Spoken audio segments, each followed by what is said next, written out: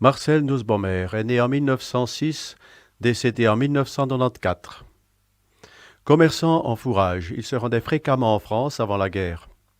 Maire de Develier, du 1er janvier 37 au 31 décembre 44, il était également officier suisse des troupes de subsistance. Il entra dans le service de renseignement au début de la guerre par idéal patriotique. Il effectua alors régulièrement des séjours en France voisine. Capturé le 3 septembre 1941 par les Allemands, il passa 26 mois dans les prisons et camps sous régime nazi. C'est l'objet du récit qui suit. En 1974, il fut nommé chevalier de la Légion d'honneur par le président de la République Giscard d'Estaing. Le 28 novembre 1975 à Charmoille, devant les participants d'un cours d'université populaire, il prononçait la conférence dont l'enregistrement intégral a été reproduit sur le présent CD. Pourquoi Charmoille? C'était par amitié pour Camille Latchat de Charmoille, qui avait connu les prisons de Mulhouse et avait été libéré par les Américains à l'automne 1944, tandis que sa sœur avait été emmenée au camp alsacien du Struthof, les deux pour avoir aidé le général Giraud à passer la frontière aux Ébourbettes lors de son évasion de 1942. Sous le titre « Jusqu'à l'antichambre de la mort », Marcel Nussbaumer a publié en 1977 le récit de ses 26 mois de captivité. Afin de sauvegarder ce témoignage poignant, j'ai transposé ce document enregistré sur une bande magnétique sur le présent CD. Charmoille, le 11 avril 2001, Jean-Louis Moranda.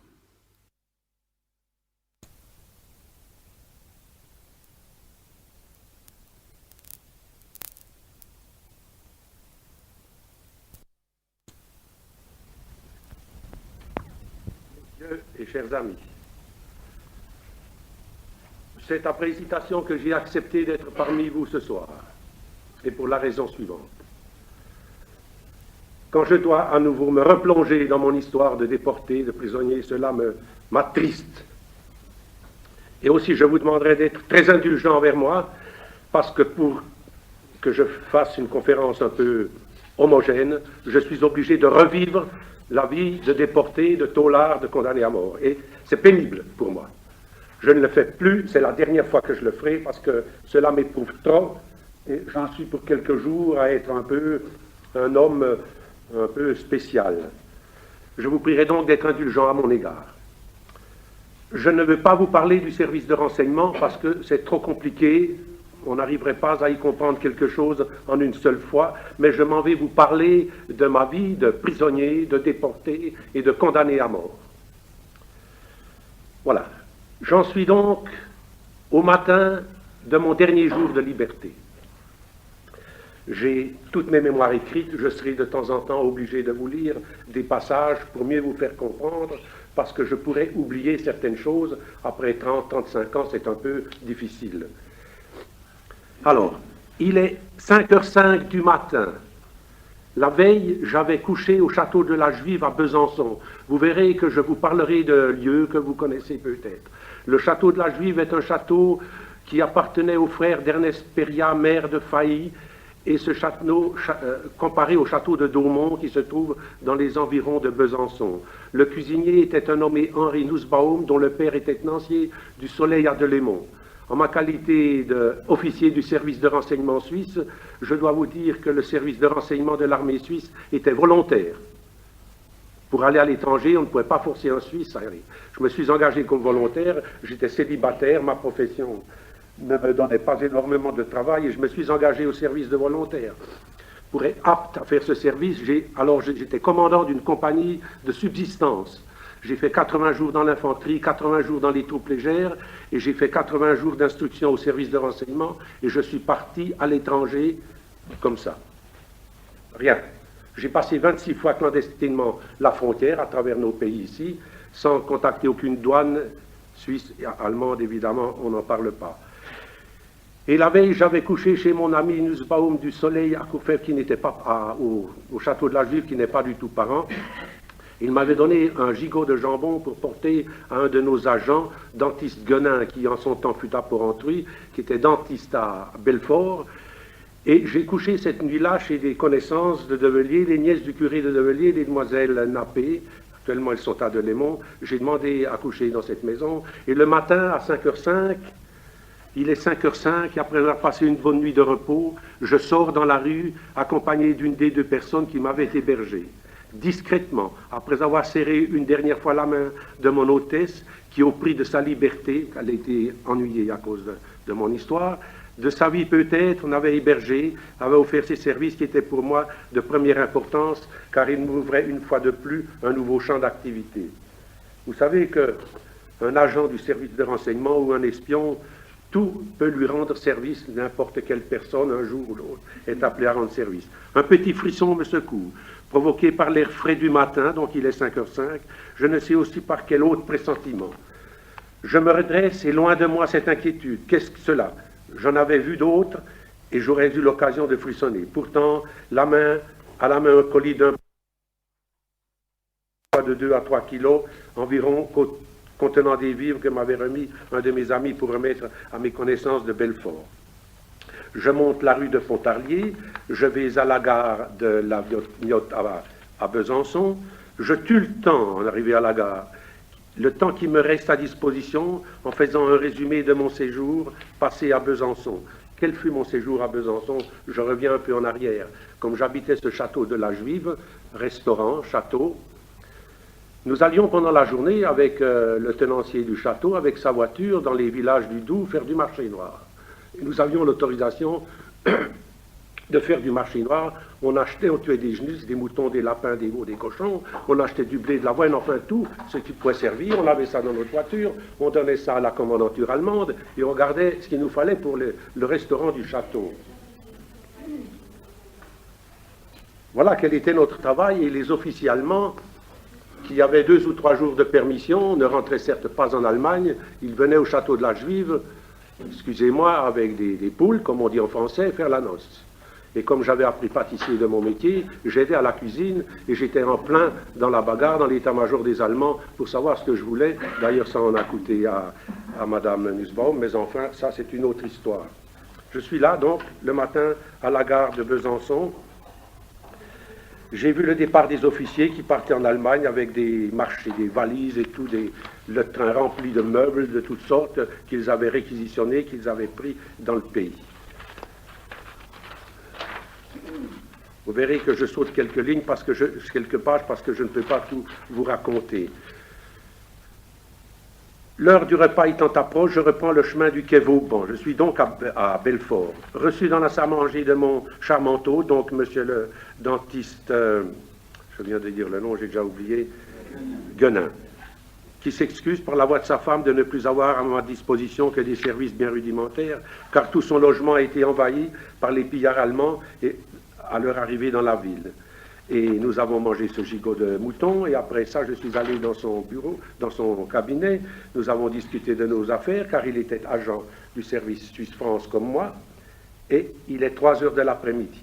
Je m'en vais quitter cette maison où, si amicalement, l'on m'avait hospitalisé, et où la mort, une quinzaine de jours après, devait frapper impitoyablement le maître de la maison.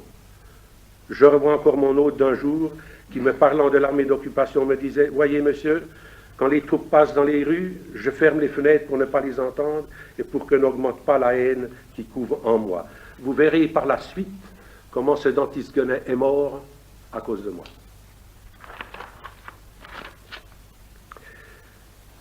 Oui, là. Je n'eus pas arrivé à la gare de Besançon de Belfort pour rentrer sur la Suisse. Je n'eus pas à attendre longtemps sur ma correspondance. Après avoir acheté les derniers quotidiens de la région, je pris le bus qui devait me conduire jusqu'à Hérimoncourt. Et de là, louer une bicyclette chez le marchand de vélo. Accompagné de ce dernier, je pris la direction de Glais. Cette dernière petite localité frontière, ayant réglé ce dernier pour la location de sa bicyclette et m'être commandé pour une prochaine fois, je pris le chemin de la forêt. Hélas, encore une fois, je tombais sur une patrouille de soldats allemands et encore une fois, je dus montrer mes papiers.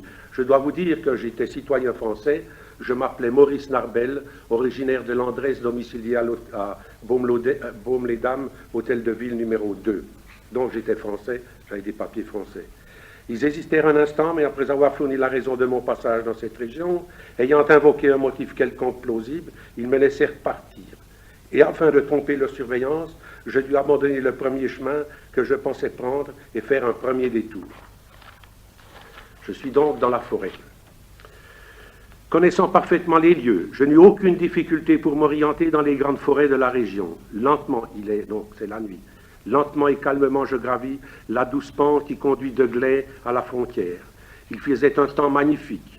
L'ombre de la forêt mettait sur le chemin que je suivais une douce atmosphère. Mais j'ignore encore la raison pour laquelle, depuis le début de cette fatale journée, un pressentiment m'étreignait. J'en avais vu d'autres et je restais indifférent. Du moins, je le croyais. Une sorte d'appréhension me poursuivait continuellement et j'avais l'impression que derrière moi, quelqu'un me suivait et plus d'une fois je fis des contrôles afin d'éloigner de moi ce doute qui était sans fondement. Je gravis toujours et je m'approche enfin de la route internationale Abbé-Villers-Failly, que je longeai pendant un certain temps. La nuit est tombée, il est environ 11 heures du soir. Un beau clair de lune me permet de suivre mon chemin. Halte devant moi, le chemin de ronde que je savais utiliser par les patrouilles allemandes. Je me couche à terre et j'attends, afin de ne pas tomber dans une embuscade, que la patrouille soit passée. Je me couche à l'orée du bois, dans un fourré bien placé, d'où la vue me permettait d'observer sur une assez grande distance le chemin conduisant à la route d'Abbé-Villers-Failly, à la ferme de mon ami Coulon, la chefferie. Un quart d'heure, 20 minutes se passent. 20 minutes d'anxiété, où le cœur bat plus fort et où malgré tout une minute d'angoisse vous étreint. Dans le lointain, des pas lourds martèlent le sol pierreux. Je me terre, je me cache, je disparais. Peu d'instants après, 3 mètres près de moi, passent 2 soldats de l'armée d'occupation. Encore 15 minutes environ, et n'entendant plus rien, je me décide à me lever et franchir la route, ensuite une barrière, et me voilà dans un pré. Plié en deux, je cours me mettre à l'abri de la lune, que ce soir-là dévoile à tous ceux qui cherchent à se cacher. À l'ombre de ces buissons, je continue d'une bonne allure à me diriger vers mon pays, vers la liberté.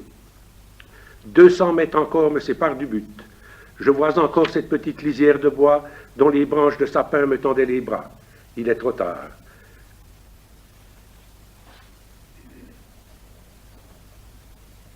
L'ennemi a tiré, je tombe sur le sol. Blessé d'une balle au genou, je ne puis assez rapidement continuer ma course. D'autant plus qu'un autre coup de feu pourrait m'atteindre et me coucher à jamais sur le sol. Rien à faire. Je sors mon pistolet et je me mets sur la défense. À 15 mètres sur ma gauche, un sous-officier allemand me tient en joue. Je suis très bon tireur et quoique émotionné et blessé, haletant par la course, je suis presque certain que je l'aurais rendu impuissant. Mais il faut moins de temps pour y réfléchir que pour le dire, et pendant tout ce temps-là, à ma gauche, quelques mètres derrière le fourré, un autre soldat allemand, lui, me tient en joue. Pris entre deux feux, je vis ma situation désespérée. Aussi hâtivement que possible, je camoufle mon pistolet dans le fourré. J'aurais voulu en faire autant avec mes documents, mais impossible, l'ennemi est sur moi et je dois me rendre. Et les mains derrière la nuque. C'est alors que dans ce moment-là, toute ma situation d'avenir, comme un éclair, me défile devant les yeux et je compris que tout était perdu. Même la vie, minute d'angoisse et d'horreur où tout fait frémir, où l'on n'est plus qu'une loque et que plus rien ne résiste. Dès cet instant-là, je dus prendre la position du prisonnier, les mains derrière la nuque pendant 3 quarts d'heure, c'est-à-dire jusqu'à Abbé-Villers, telle fut ma position. À 3 mètres derrière moi, le soldat, l'arme en main, prêt à faire feu, me tenait en respect, le sous-officier, le pistolet au poing, précédait à une première fouille, et l'un après l'autre, je vis disparaître de mes poches, bien des choses que j'aurais voulu moi-même pouvoir camoufler. La blessure de ma jambe, quoique me faisant assez souffrir, après un bandage sommaire fait par le sous-officier lui-même, je dus prendre le chemin conduisant à Abbé-Villers. Voilà, je vais un peu vous raconter à présent. Je suis sur le chemin, la route d'Abbé-Villers à Failly. Ça fait à peu près une demi-heure, les mains derrière la nuque. Je suis accompagné des 2 Allemands. Boitillant, j'arrive à Abbé-Villers, on m'introduit dans la ferme où était le local de garde. Je suis mis à nu, comme on dit en français, à poil, et on m'interroge. À côté de moi, un chien berger allemand et une sentinelle qui attendent la suite d'un téléphone. On vient me chercher de Delle, où j'ai été conduit en automobile à Delle. Je m'en vais vous donner un petit passage de ce petit voyage de Abbeviller à Delle. Voici quelle était notre position dans la voiture. Entre les deux, donc les deux Allemands, je sors et l'on m'introduit dans une voiture. Devant le premier lieutenant au volant, derrière à ma droite le sous-officier, et nous voilà partis. Je connais la route pour l'avoir faite plus d'une fois. Elle m'est familière et j'en connais tous les contours. Chaque village que je traverse me laisse un beau souvenir. Nous traversons une forêt. Devant nous, un lièvre traverse la route, mais il est trop tard. L'auto a heurté l'animal et l'on entend les freins de la voiture qui sifflent au ralentissement de cette dernière. Une lueur d'espoir traverse mon esprit. La voiture s'arrêtera et le sous-officier va descendre pour ramasser l'animal tué par le choc. Alors je profiterai de l'occasion, soit pour étrangler l'officier assis devant moi, et ensuite m'évader par la voiture, ou directement m'échapper par la portière, quitte à essuyer les coups de feu de mes deux gardiens. Mais rien. L'officier doit avoir deviné ma pensée, et la voiture repart de plus belle en direction de Delle. Donc, première tentative d'évasion échouée. L'on me conduit dans ma première cellule à Delle. C'est la cellule qui se trouve pas loin de la boucherie Courbat quand vous montez dans la direction de droite en arrivant de Suisse. Ma première nuit de captivité, tout le monde suppose que l'on dort, mais ce n'est pas vrai. Tellement harassé, fatigué, épuisé par l'effort physique et moral qu'on a fourni pendant ces quelques heures pour pouvoir tenir le coup, ne pas avouer aux premières petites questions qui vous est posées, on se couche sur ce grabat et on dort assommé. Assommé. Et le matin, vous vous réveillez dans ce cachot qui était pourtant au Galta, verrouillé et tout, et dans le coin de ce local, il y avait une tinette. Je dois vous dire ce que c'est qu'une tinette, c'est le seau où on fait ses besoins. C'est un mot commun chez les prisonniers. La tinette, c'est un pot en grès qui est là où on fait. Et depuis plusieurs jours, celui-ci n'avait pas été vidé. C'est dans cette cellule même qu'a été pendu mon ami Marcel Miseré, ancien coiffeur de Develier, et de Delle, pour les anciens qui connaissaient Delle avant la guerre. C'est là qu'on l'a pendu, parce qu'il faisait le trafic d'or avec un autre Suisse allemand qui l'a dénoncé. Je suis donc dans cette cellule où j'ai réclamé, je n'ai rien reçu à manger, mais enfin, dans l'après-midi, on vient me chercher et je suis embarqué dans un sidecar pour être conduit à Belfort. À Belfort, je suis conduit à la rue Marceau, c'est à droite en arrivant à Belfort, dans une villa réquisitionnée, villa qui appartenait à un juif. Je suis questionné pendant 20 minutes, puis ensuite je suis conduit à la prison qu'on appelait en ce temps-là la caserne du 188e d'artillerie, ou pendant la guerre, la Grafspee-Kaserne. Je suis poussé dans la cellule numéro 15, où toutes les autres cellules étaient occupées par des sous-officiers allemands qui purgeaient quelques punitions. Cette première cellule était à plein pied. Je n'ai pas de lit, je n'ai rien du tout. Je suis là-dedans, la fenêtre est assez grande, un quart de ces fenêtres ici, évidemment grillagées. J'ai voulu essayer d'écarter ça, mais hélas, pas possible, je n'avais pas de place pour avoir assez de puissance. Et je couchais là-dedans, et tous les matins, à 7 heures, on me sortait pour aller sous un robinet, me laver avec mes mains, puisque je n'avais rien, c'était assez facile. Et au bout du 3e jour, en passant dans le couloir, j'ai remarqué des paillasses d'un régiment français du 15e de ligne, et j'ai demandé au caporal la permission d'en prendre une pour me coucher dessus, et le lendemain il m'autorisa à prendre une de ces matelas pour me coucher dessus. La nourriture, dans cette première cellule où je suis resté une vingtaine de jours, nous avions une spécialité que nous ne connaissons pas en Suisse, c'était des tartines de pain avec du saindoux salé pour que ça se conserve. Évidemment, je n'avais pas l'habitude de manger du saindoux, alors avec mon doigt, j'ai pris ce saindoux et je l'ai mis dans les interstices du plancher. Il y avait des trous dans le plancher, mais malheureusement pris, parce qu'au bout de quelques jours, ma cellule fut infectée de souris. Et ma paillasse était infectée de vermine. Alors, à longueur de nuit, je ne me déshabillais jamais, puisque je n'avais rien. Elle me courait sur le corps, partout. Enfin, voilà quelle était la vie d'un taulard là-dedans. Un jour, c'est-à-dire un soir à 11 heures, arrive le caporal de garde qui ouvre la cellule et il me dit « Il paraît que tu veux t'évader ». Je lui dis « Mais pas du tout, je ne bouge pas ». « Ah, on m'a dit que tu voulais t'évader, d'ailleurs, je préfère te descendre que d'avoir un rapport. » Il va, il cherche un mousqueton, il me met en joue. Enfin, il ne m'a pas tiré, puisque je suis là, il est reparti, et heureusement pour moi. Au bout d'une dizaine de jours, je passe mon premier interrogatoire à la rue Marceau, au siège de la Gestapo. Là, il y a le major Buxel qui me dit « Oh, tu es du pays de la région de Léman ». Il me parlait allemand. Il m'a dit « Parle seulement le Schweizerdeutsch, je le sais mieux que toi. J'habite Bâle, puis je suis de la Gestapo. Je sais mieux l'allemand que toi, je vais presque tous les dimanches à Lucelle. » Voilà à qui j'avais affaire, alors évidemment. Mon interrogatoire a duré, tenez-vous bien, sur le tabouret 17h30. Lui se relayait, le type qui tapait la machine se relayait, et moi j'attendais. De temps en temps, on venait voir si je transpirais, inévitablement que quand il faut répondre à un interrogatoire qui commence à mes ancêtres jusqu'à mon jour d'arrestation, j'ai dû tout raconter, des tas de choses, et je m'appelais Maurice Narbel, comprenez? Alors, et autrement, mon nom était Marcellus Gobert de Delier. C'est pas facile, je ne peux pas entrer dans les détails, vous dire, j'étais évidemment instruit pour donner les réponses. Et pendant ces 17h30, je vous promets que c'est pas facile, des coups de pied, des coups de poing, et enfin tout ce qu'on veut, pas de nourriture, pas de boisson, mais enfin tout passe. Et je suis reconduit dans ma cellule affalée, et au bout de 4-5 jours après, on vient le soir m'aviser que demain je partais pour Besançon. Alors, on est venu me chercher à la caserne là-haut pour me descendre en ville, pour être libre de monter à la caserne le lendemain matin. Et je suis écroué à la maison d'arrêt à Belfort, maison d'arrêt française, où le service était fait par des Français. J'ai voulu essayer de convaincre le secrétaire français, le gendarme était collaborateur, je l'ai remarqué, enfin, je n'ai rien pu faire. Mais là, on m'a introduit dans la cachot d'arrêt, on m'a mis les chaînes, et j'ai attendu 4 heures du matin, où on m'a réveillé. Je me suis levé, on m'a donné une tasse de café, et à 5h05, après la levée où c'est l'autorisation de sortir, mon camarade qui était avec moi, un nommé Robinet, on lui met les chaînes, et à moi, on ne me met rien. Parce que le caporal discutait avec moi, et je me suis dit, ici, cette fois, tu es dans Belfort, tu connais Belfort, tu vas t'évader.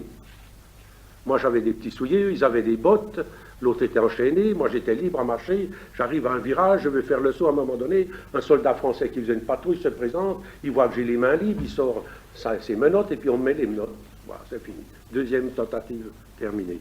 Voilà comme ça se passe. Je prends le train et j'arrive à la prison de la Butte à Besançon. La prison de la Butte de Besançon. C'est une cellule départementale où il y a environ 300 cellules.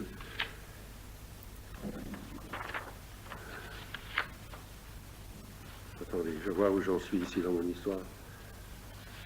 J'arrive dans cette prison. Le premier, c'est qu'on passe toujours une visite d'entrée, on vous fouille, on vous enlève vos petits objets et on me met dans ma cellule. Dans cette cellule, je suis là avec un camarade de Montbéliard, un Italien, un gentil garçon, nous discutons de tout et de rien. Au bout de 4-5 jours, comme le commandant de la prison a appris que j'étais un cas spécial, officier, je suis appelé. Attendez, je dois revenir dans mes affaires ici. Oui, je retrouve en arrière là. Suivez-moi.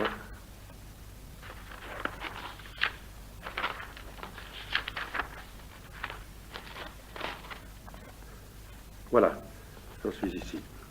Je suis donc à la Butte à Besançon. Un lit de fer, un matelas, 2 couvertures composaient ma couchette.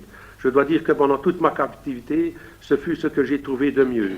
Plus loin, dans le fond de la cellule, un gros tuyau du chauffage central la traversait.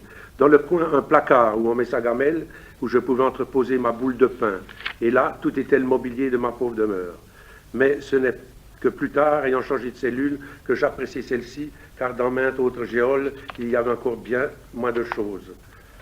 Je n'ai pas à vous raconter tout ce qui se passait. La ration du prisonnier là-haut était 300 grammes de pain de son par jour et 1/4 de litre d'eau. Et à midi, nous avions de la Croix-Rouge française, 3 cuillerées de riz et 2 petits biscuits comme ça.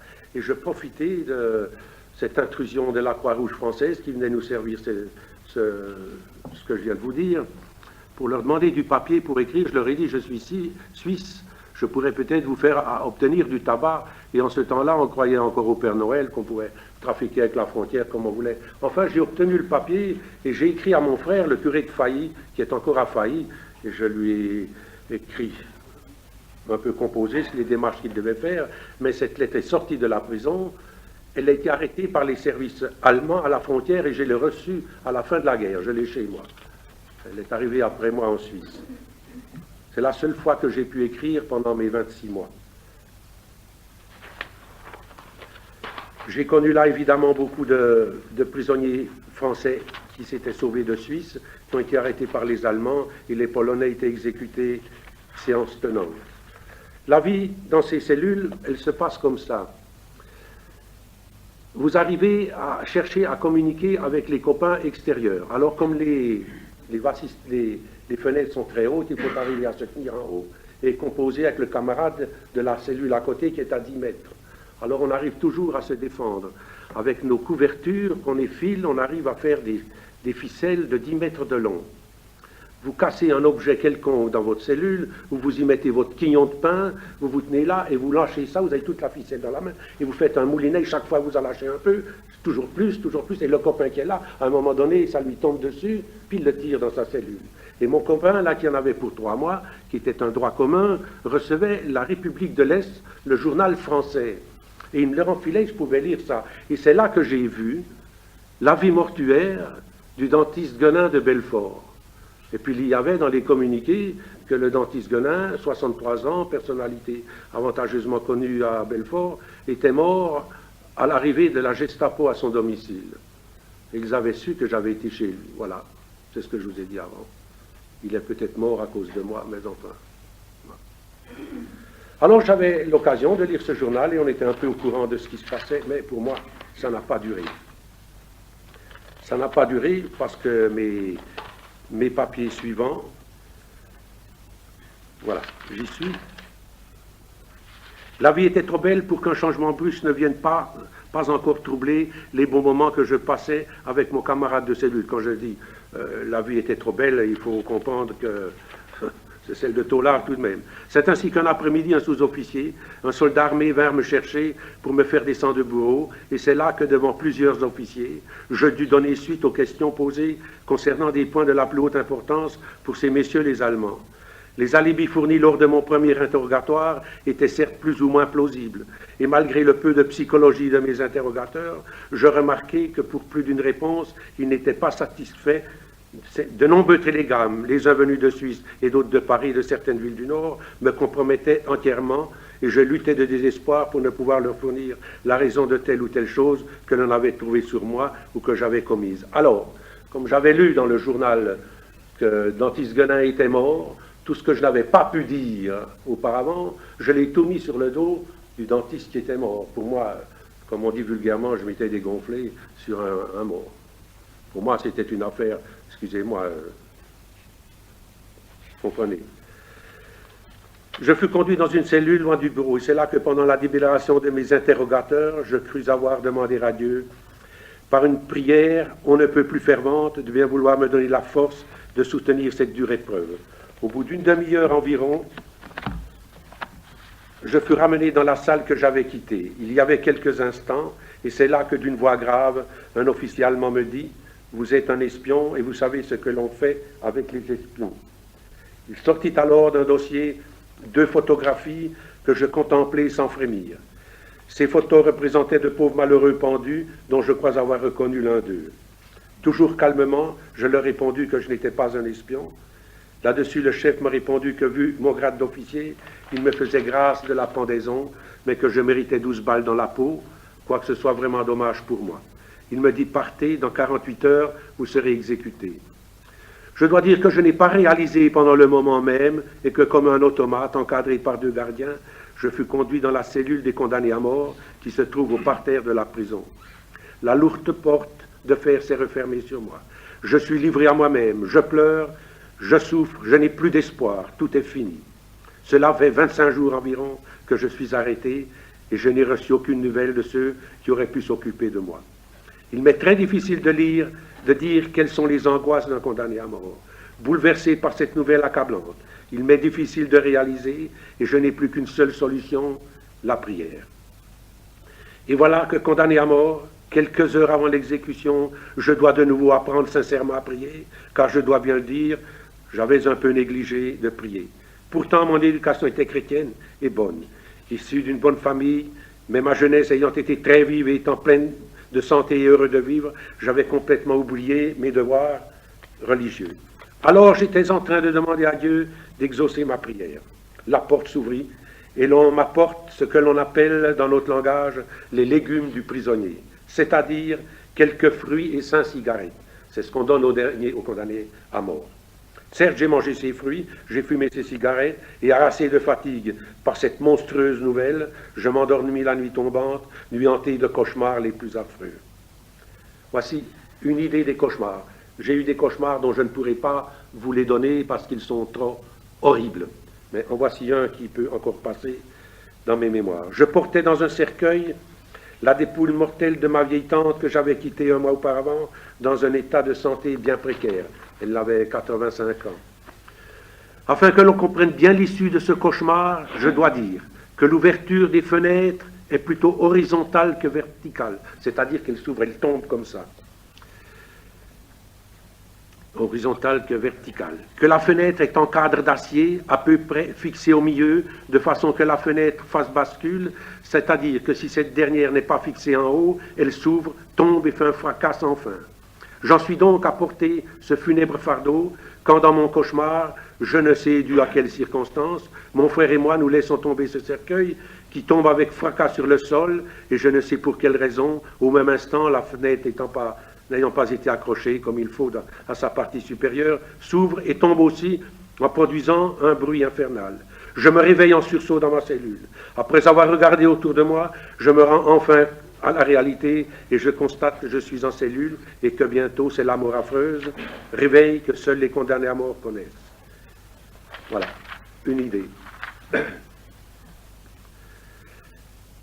Le commissaire qui hier avait déjà précédé à mon instruction, me regardant de toute sa hauteur et me montrant du doigt, me dit « Si Lügen, ça veut dire vous mentez. » Là-dessus, je lui ai répondu « Je ne mens pas, je ne dis que la vérité. » Ensuite, il me dit, toujours en allemand « Fliegen Sie im Dunkelheit bis Sie die Wahrheit sagen. » Ça veut dire, littéralement traduit, « Filez aux arrêts sombres jusqu'à ce que vous disiez la vérité. » Allez aux arrêts sombres, jusqu'à ce que vous disiez la vérité. Et sans autre forme de procès, je fus brutalement pris par les 2 soldats et conduit dans un des 2 cachots de la prison. Ça se trouve dans cette immense prison au sous-sol de la prison de la Butte. Première porte noire, elle est en fer sans Judas. Puis 1 mètre d'intervalle, une autre porte de chêne avec un petit Judas de 25/15, puis le cachot. C'est un véritable sépulcre. Il est noir, voûté. La fumée, si l'on peut l'appeler ainsi, est de 40/30, d'un verre épais et mat qui ne laisse pénétrer aucune lumière. À gauche, en entrant, on trouve dans notre langage ce que nous appelons le cercueil. C'est une grosse planche de chêne fixée à même le sol. Un peu plus loin, dans un coin, se trouve le seau, la fameuse tinette, et ici aussi n'a pas été vidé depuis plusieurs jours. À peine entré dans ce cachot, je constate que je viens d'échapper à la mort, et je suis content de voir que je les ai eus. Mais à peine cette première réflexion faite, je me dis en moi-même, combien de temps resteras-tu dans cette antre humide et sombre? Est-ce que tu meurs plus lentement ou pour te faire avouer qu'ils t'ont descendu dans ce souterrain? Je hurle de rage, je tape à la porte, je crie, j'appelle. Ayant toujours eu l'espace, le grand air, la liberté, j'étouffe dans ce sépulcre sans issue. Un air vicié règne dans ce cachot. Je veux que l'on m'ouvre, afin de demander à un médecin qu'il veut bien constater. Il faut crier bien fort pour que l'on nous entende du dehors, et ce n'est qu'au bout d'1 heure environ, épuisé, fatigué, ne pouvant presque plus respirer, que l'on vient ouvrir le guichet et me demander la raison de ces appels. Je répondis à la sentinelle que je demande la visite d'un commissaire ou d'un médecin pour constater que je ne pouvais pas rester dans cette tente. Alors il me répondit, ce n'est pas le médecin qu'il vous faut, c'est un commissaire, et là-dessus, je n'ai plus rien répondu. À bien des choses, malheur est bon. Mes cris poussés dans ce cachot n'attirèrent pas seulement l'attention du gardien, mais comme il y avait dans le fond de la cellule un tuyau de cette grandeur-là, qui soi-disant fait passer le chauffage central, dans le cachot à côté, on m'a répondu, c'est-à-dire qu'on a tapé sur le tuyau, on a appliqué le morse, et dans le mur, j'ai amené le copain en tapant au fond du cachot, et on s'est mis sur le tuyau, on a parlé comme ça, et pendant mes 30 jours, j'ai pu parler avec ce petit camarade, on s'est raconté des histoires, Enfin, vous voyez quelles histoires, mais enfin, je ne l'ai jamais vu. C'était un petit paysan des environs de Besançon qui était là et qui ensuite est parti en Allemagne pour ne plus revenir. C'est ainsi que j'ai appris un tas de choses, mais vous voyez, malgré qu'on est au secret, on a toujours possibilité de communiquer avec quelqu'un. Sur mon cercueil, sur ma planche, mon madrier de chêne, il y avait un sac contenant des joncs. Au bout de 10-20 minutes que j'étais couché là-dessus, j'étais donc habillé en civil, j'avais mon béret, je vais appeler ça un matelas, enfin mon sac commençait à bouger de vermine. Et c'est là que j'ai eu sérieusement les premières vermines. J'en fus infecté des pieds à la tête. Je vous prierai de croire qu'aucune couture d'habit où il n'y avait pas de vermine. Et qu'est-ce qu'il arrive? Vous avez incontinence d'urine, vous avez incontinence de tout, vous êtes excité, tout le corps humain travaille. Peut-être que certaines personnes me comprennent. Tout l'être humain est sous pression. Et la nuit, vous vous réveillez dans des transes formidables. Vous êtes ceci, vous êtes ça, vous êtes ça. J'étais dans le cimetière de Develier, excusez-moi, j'ose pas vous le dire, ça n'a pas d'importance. C'est terrible. Et je me gratte à longueur de jour et à longueur de nuit par toutes les places du corps, dans les cils, dans les cheveux, et vous êtes plein de sang, et l'urine, et puis tout. Alors, vous ne savez plus que faire, vous devenez enflé, et puis vous êtes dans la merde. Et vous ne pouvez rien faire, vous êtes 30 jours comme ça. Et quand je suis sorti au bout de 30 jours, on m'a poussé dans un coin tellement je sentais mauvais. Mes slips, mes caleçons, on a dû les foutre loin, mes pantalons étaient inondés, enfin, vous vous représentez dans quel état j'étais, et j'étais heureux de sortir de ce cachot où j'avais tenu 30 jours sans avouer. Voilà le premier cachot de Besançon.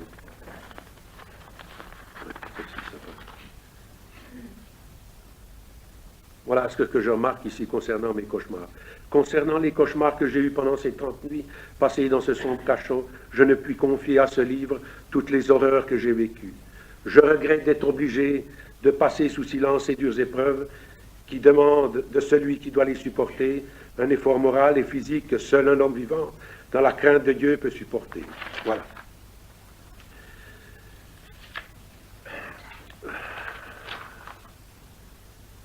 Ainsi passa tout le mois d'octobre à vivre de pain et d'eau, à me gratter et à échanger mes idées et impressions. Je discutais avec moi-même, je parlais. Et c'est ainsi qu'au bout de 30 jours, on me remonta dans ma cellule, dans une autre cellule au premier étage, où je suis encore resté, je crois, 3 semaines, pour un beau jour demander au gardien de bien vouloir me donner des habits parce que mes pantalons tombaient, ça n'allait plus, ma chemise non plus. Et il me répondit, demain vous aurez un nouveau complet. En effet, le lendemain matin à 4 heures, on vint me chercher et je fus embarqué avec 12 autres camarades en voiture pour partir sur Paris. C'est au début décembre 1941. Nous allons à Paris, nous arrivons le soir à la prison de Cherche-Midi. En cours de route, nous étions un prisonnier par voiture, un adjudant qui conduit, un officier et 1 ou 2 gardes à côté de vous. Il y a eu des bousculades, des voitures renversées. Pour finir, j'étais à 2 dans ma voiture avec une infirmière française, prisonnière comme moi, qui m'a enfilé un jour, enfin en cours de route, un paquet de cigarettes. Et je lui ai donné ma chevalière, elle l'a encore, je crois qu'elle n'est pas revenue. Enfin, voilà. Et nous arrivons à Paris, Cherche-Midi. Cherche-Midi, la grande prison de Cherche-Midi, j'y suis resté 2 nuits. Et ce furent des nuits d'anxiété parce que la résistance française avait tué un major médecin à Nantes et les prisons de Paris devaient sortir 100 otages pour être fusillés. Et l'abbé Stock, aumônier des prisons à Paris, allemand, un officier allemand, qui avant la guerre était aumônier des étudiants là-bas, a fait des démarches auprès du commandant allemand et 20 furent graciés et les 80 autres furent sortis de la prison où j'étais. Et je l'ai vécu, je vais vous dire comme ça se passe. Les gars sont appelés l'un après l'autre au bureau de la commandanture et on leur signifie qu'en vertu de ce crime, ils figurent comme otages et ils seront exécutés le lendemain de bonne heure. Alors ils partent et ils reviennent à la cellule à côté, à une cellule plus loin, et comme ils sont condamnés à mort, ils ne se gênent plus, et ils crient de sous la porte dans les couloirs, je m'appelle tel et tel, j'habite tel et tel, j'ai une femme, des enfants, je serai exécuté demain, je vous prierai de prendre soin de ma famille. Et chaque fois qu'il y en a un qui revient et qui part, on se demande si c'est bientôt son tour. Et c'est ainsi que ça se passe. Et j'ai vécu ces moments d'otage. La prison de Cherche-Midi à Paris, au mois de décembre 1941, ceux qui ont lu l'histoire verront que c'est exact. Au bout de 3-4 jours, je quitte cette prison, ces grandes prisons de Paris, de Cherche-Midi, pour aller dans les prisons de Fresnes. Fresnes, c'est à 8 km de Paris, j'y suis allé dernièrement, où j'ai été faire des photos pour mettre dans mon bouquin. Ce sont des immenses prisons où il y a plusieurs milliers de prisonniers. Je suis affecté à la cellule numéro 415, au 4e étage de la 1re division. Pour vous donner une idée de la grandeur de ces cellules, ces halls, il y a 4 étages, 5 étages. Il y a un couloir, bien sûr, devant à chaque étage. Il y a des rails pour faire circuler le wagonnet pour la marchandise. Pour vous donner une idée, il y a 500 cellules par étage. Vous pouvez vous rendre compte de la grandeur ce que c'est. Et ici encore, j'ai pu communiquer avec mon camarade de gauche ou de droite, je ne me souviens plus. C'est-à-dire qu'il y avait une chasse d'eau, et à un moment donné, on enfonce la chasse. Quand l'eau est vidée, le camarade d'à côté essaie de crier dedans. Et on commence à comprendre comme ça, et pendant les heures où les sentinelles ne circulent pas, on peut communiquer avec les copains. Vous voyez qu'on arrive toujours à se défendre. C'est aussi là que j'avais passablement faim. J'avais camouflé ici dans mon chose un billet de 1000 francs français que j'ai donné au gardien en le priant de m'apporter à manger. Il m'a dit oui, demain je t'apporterai à manger. Le lendemain, bien sûr, je n'ai rien eu. Puis, au bout de quelques jours, il est arrivé, il était en état d'ivresse, il avait dépensé mon argent. Il m'a demandé si j'en avais encore, je lui ai répondu que non. Évidemment, j'en avais encore, mais ça ne servait à rien. Et c'est le dernier jour à mon départ qu'il m'a apporté quand même 3 morceaux de pain en me disant « Tu salueras bien mon pays ». Et voilà que je suis dans la prison de Fresnes. Ces grandes prisons où on met aujourd'hui les condamnés à mort. J'étais avec eux, j'étais là-haut, et à ma cellule, mon nom n'est pas inscrit, mais il est marqué en rouge, condamné à mort. C'est-à-dire qu'on est privé de toutes les promenades, de toutes les faveurs qui sont accordées à certains prisonniers, et cela vous tape sur le moral, et c'est effrayant. On est toujours mis à part.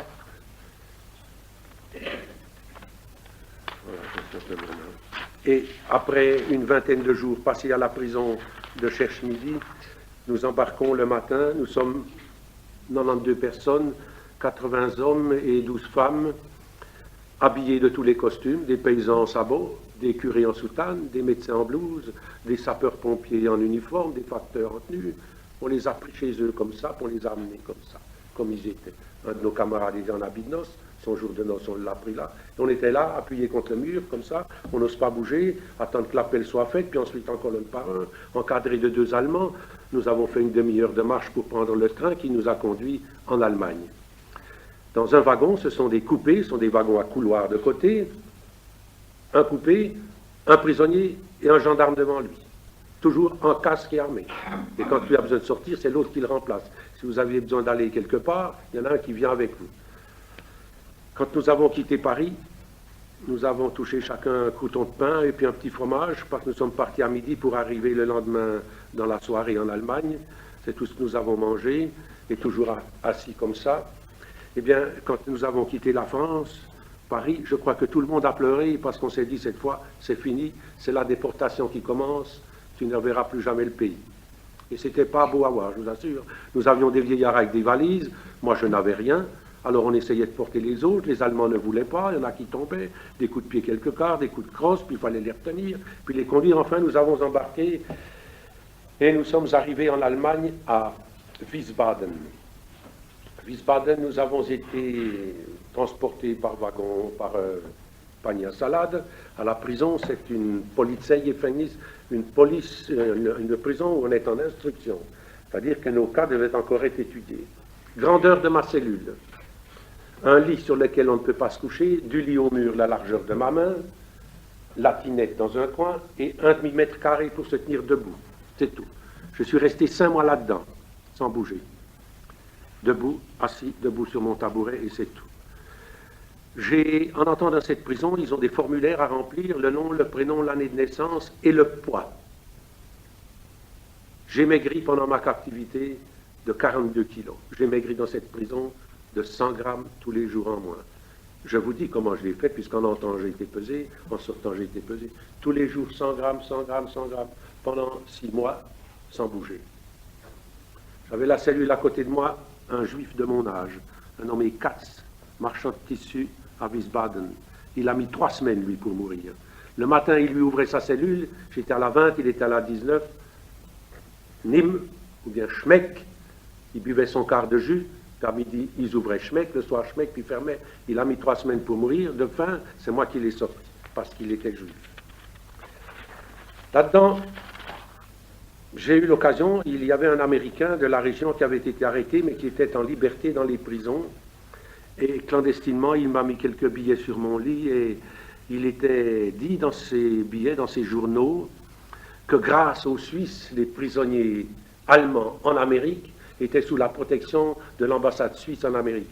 Alors évidemment, à mon instruction, à mon interrogatoire qui a duré ici seulement 16h30, je leur ai dit, mais les Suisses s'occupent des intérêts allemands en Amérique, et puis moi, oh, tout doux me choisis, toi imbécile de Suisse, c'est bon pour les gosses, la Croix-Rouge, et puis tout ça, c'est bon pour ceux qui veulent y croire.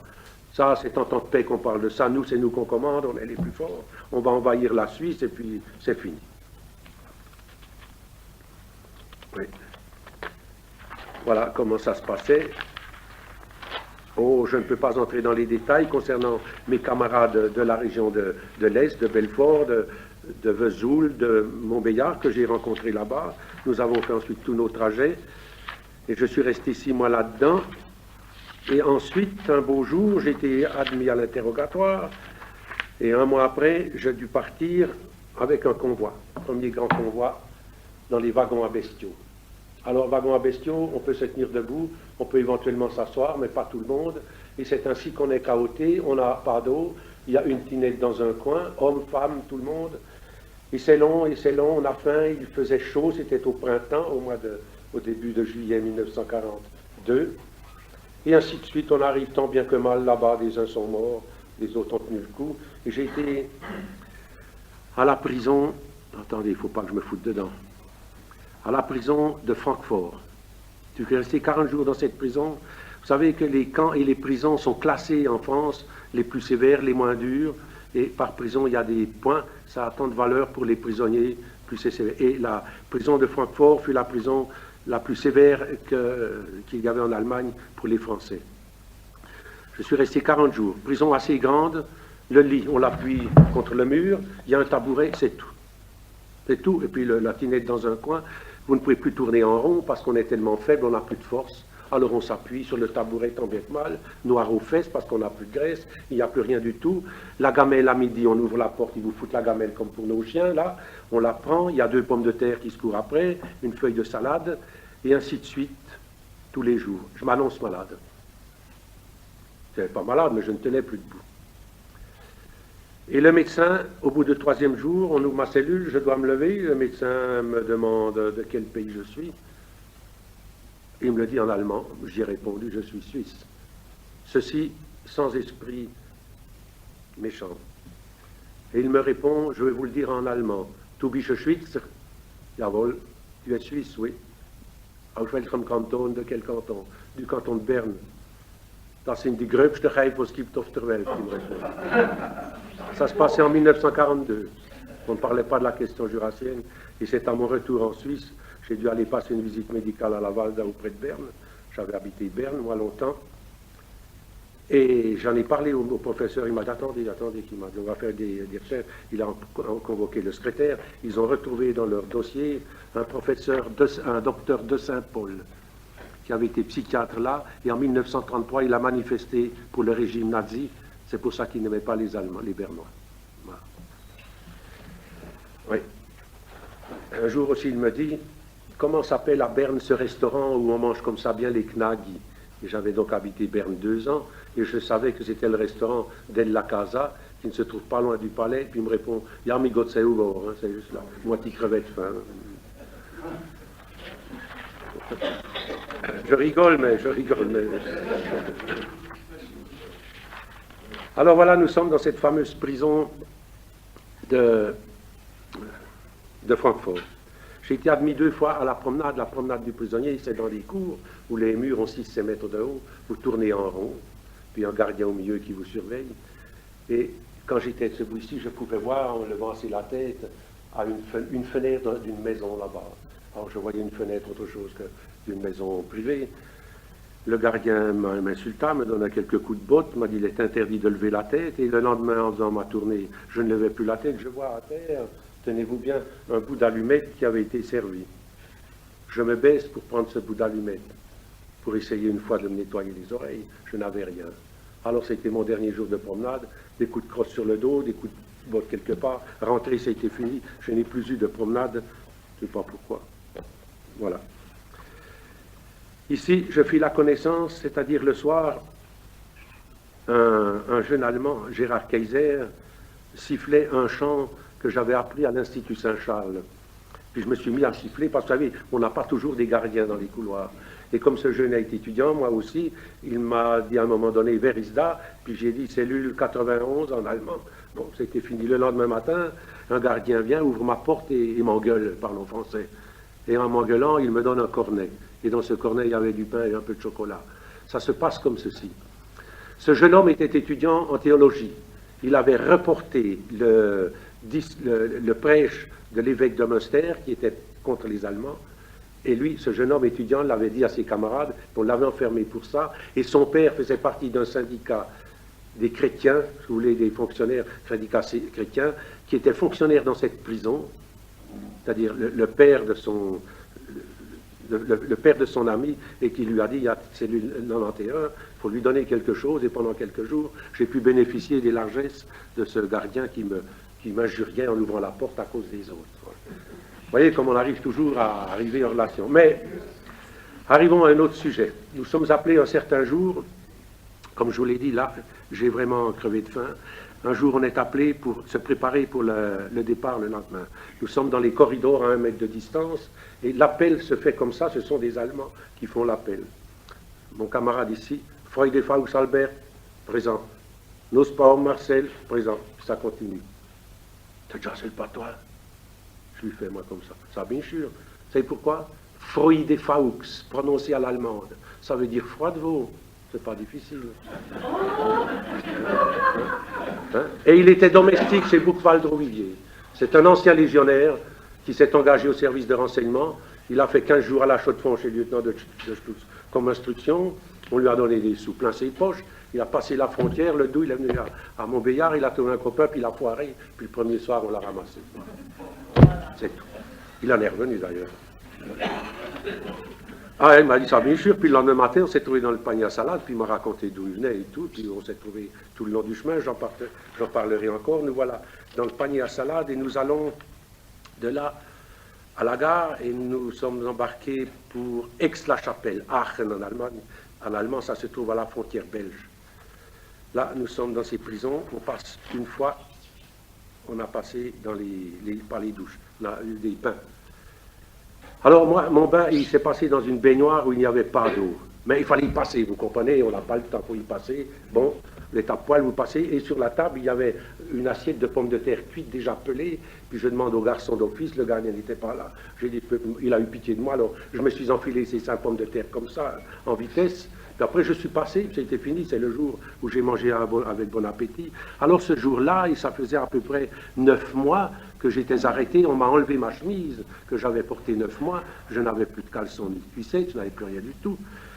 Enfin, j'ai pu mettre une autre chemise, ces chemises qui tiennent debout quand on les met comme ça, parce qu'elles sont rapiécées l'une après l'autre, les boutons sont de verre, vous comprenez, puis une cravate ici en machin, je ne sais pas quoi. Bon, bref, je suis mis dans une prison, dans une cellule moderne, très moderne, mais enfin, on ne voit pas dehors, il n'y a rien du tout, mais il y a l'eau courante, c'est assez bien. Et là, nous avons travaillé. Le travail du prisonnier en cellule se composait de ceci. Nous recevions, de je ne sais pas d'où, de fabrique, des caisses d'épingles de sûreté, de toutes les grandeurs, et nous avions des petites boîtes, et on devait mettre par boîte 3 épingles, 3 de chaque genre, comme ça. Alors, on a un souci, c'est de saboter notre travail. Et on ne sait pas comment saboter, mais comme là, nous avions la promenade tous les jours, de temps en temps, l'ancien qui était là nous disait, pour saboter, il faut pisser sur tes épingles de sûreté, vous comprenez? Après, tu les mets en boîte, et puis c'est part, et pour 8 jours, 15 jours, ça vient rouiller, puis c'est fichu. Voilà, c'est pas plus difficile que ça. Seulement, il ne faut pas y rester longtemps, parce qu'il y a l'inspecteur qui vient contrôler, vous comprenez? Mais alors, comme on était, c'est des prisons de passage, ça va. Maintenant, nous avions aussi des boutons pression à mettre sur les cartons. 6 ou 12, comment faut-il saboter un bouton pression? Vous savez, le petit carton, vous avez dessous, comment est-ce qu'il faut appeler ça?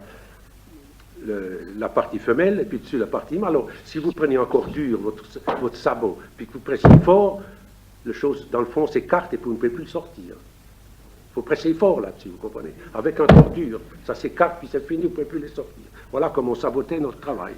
Après quelques jours, on a été bombardés, les 3/4 de la prison ont été démolis.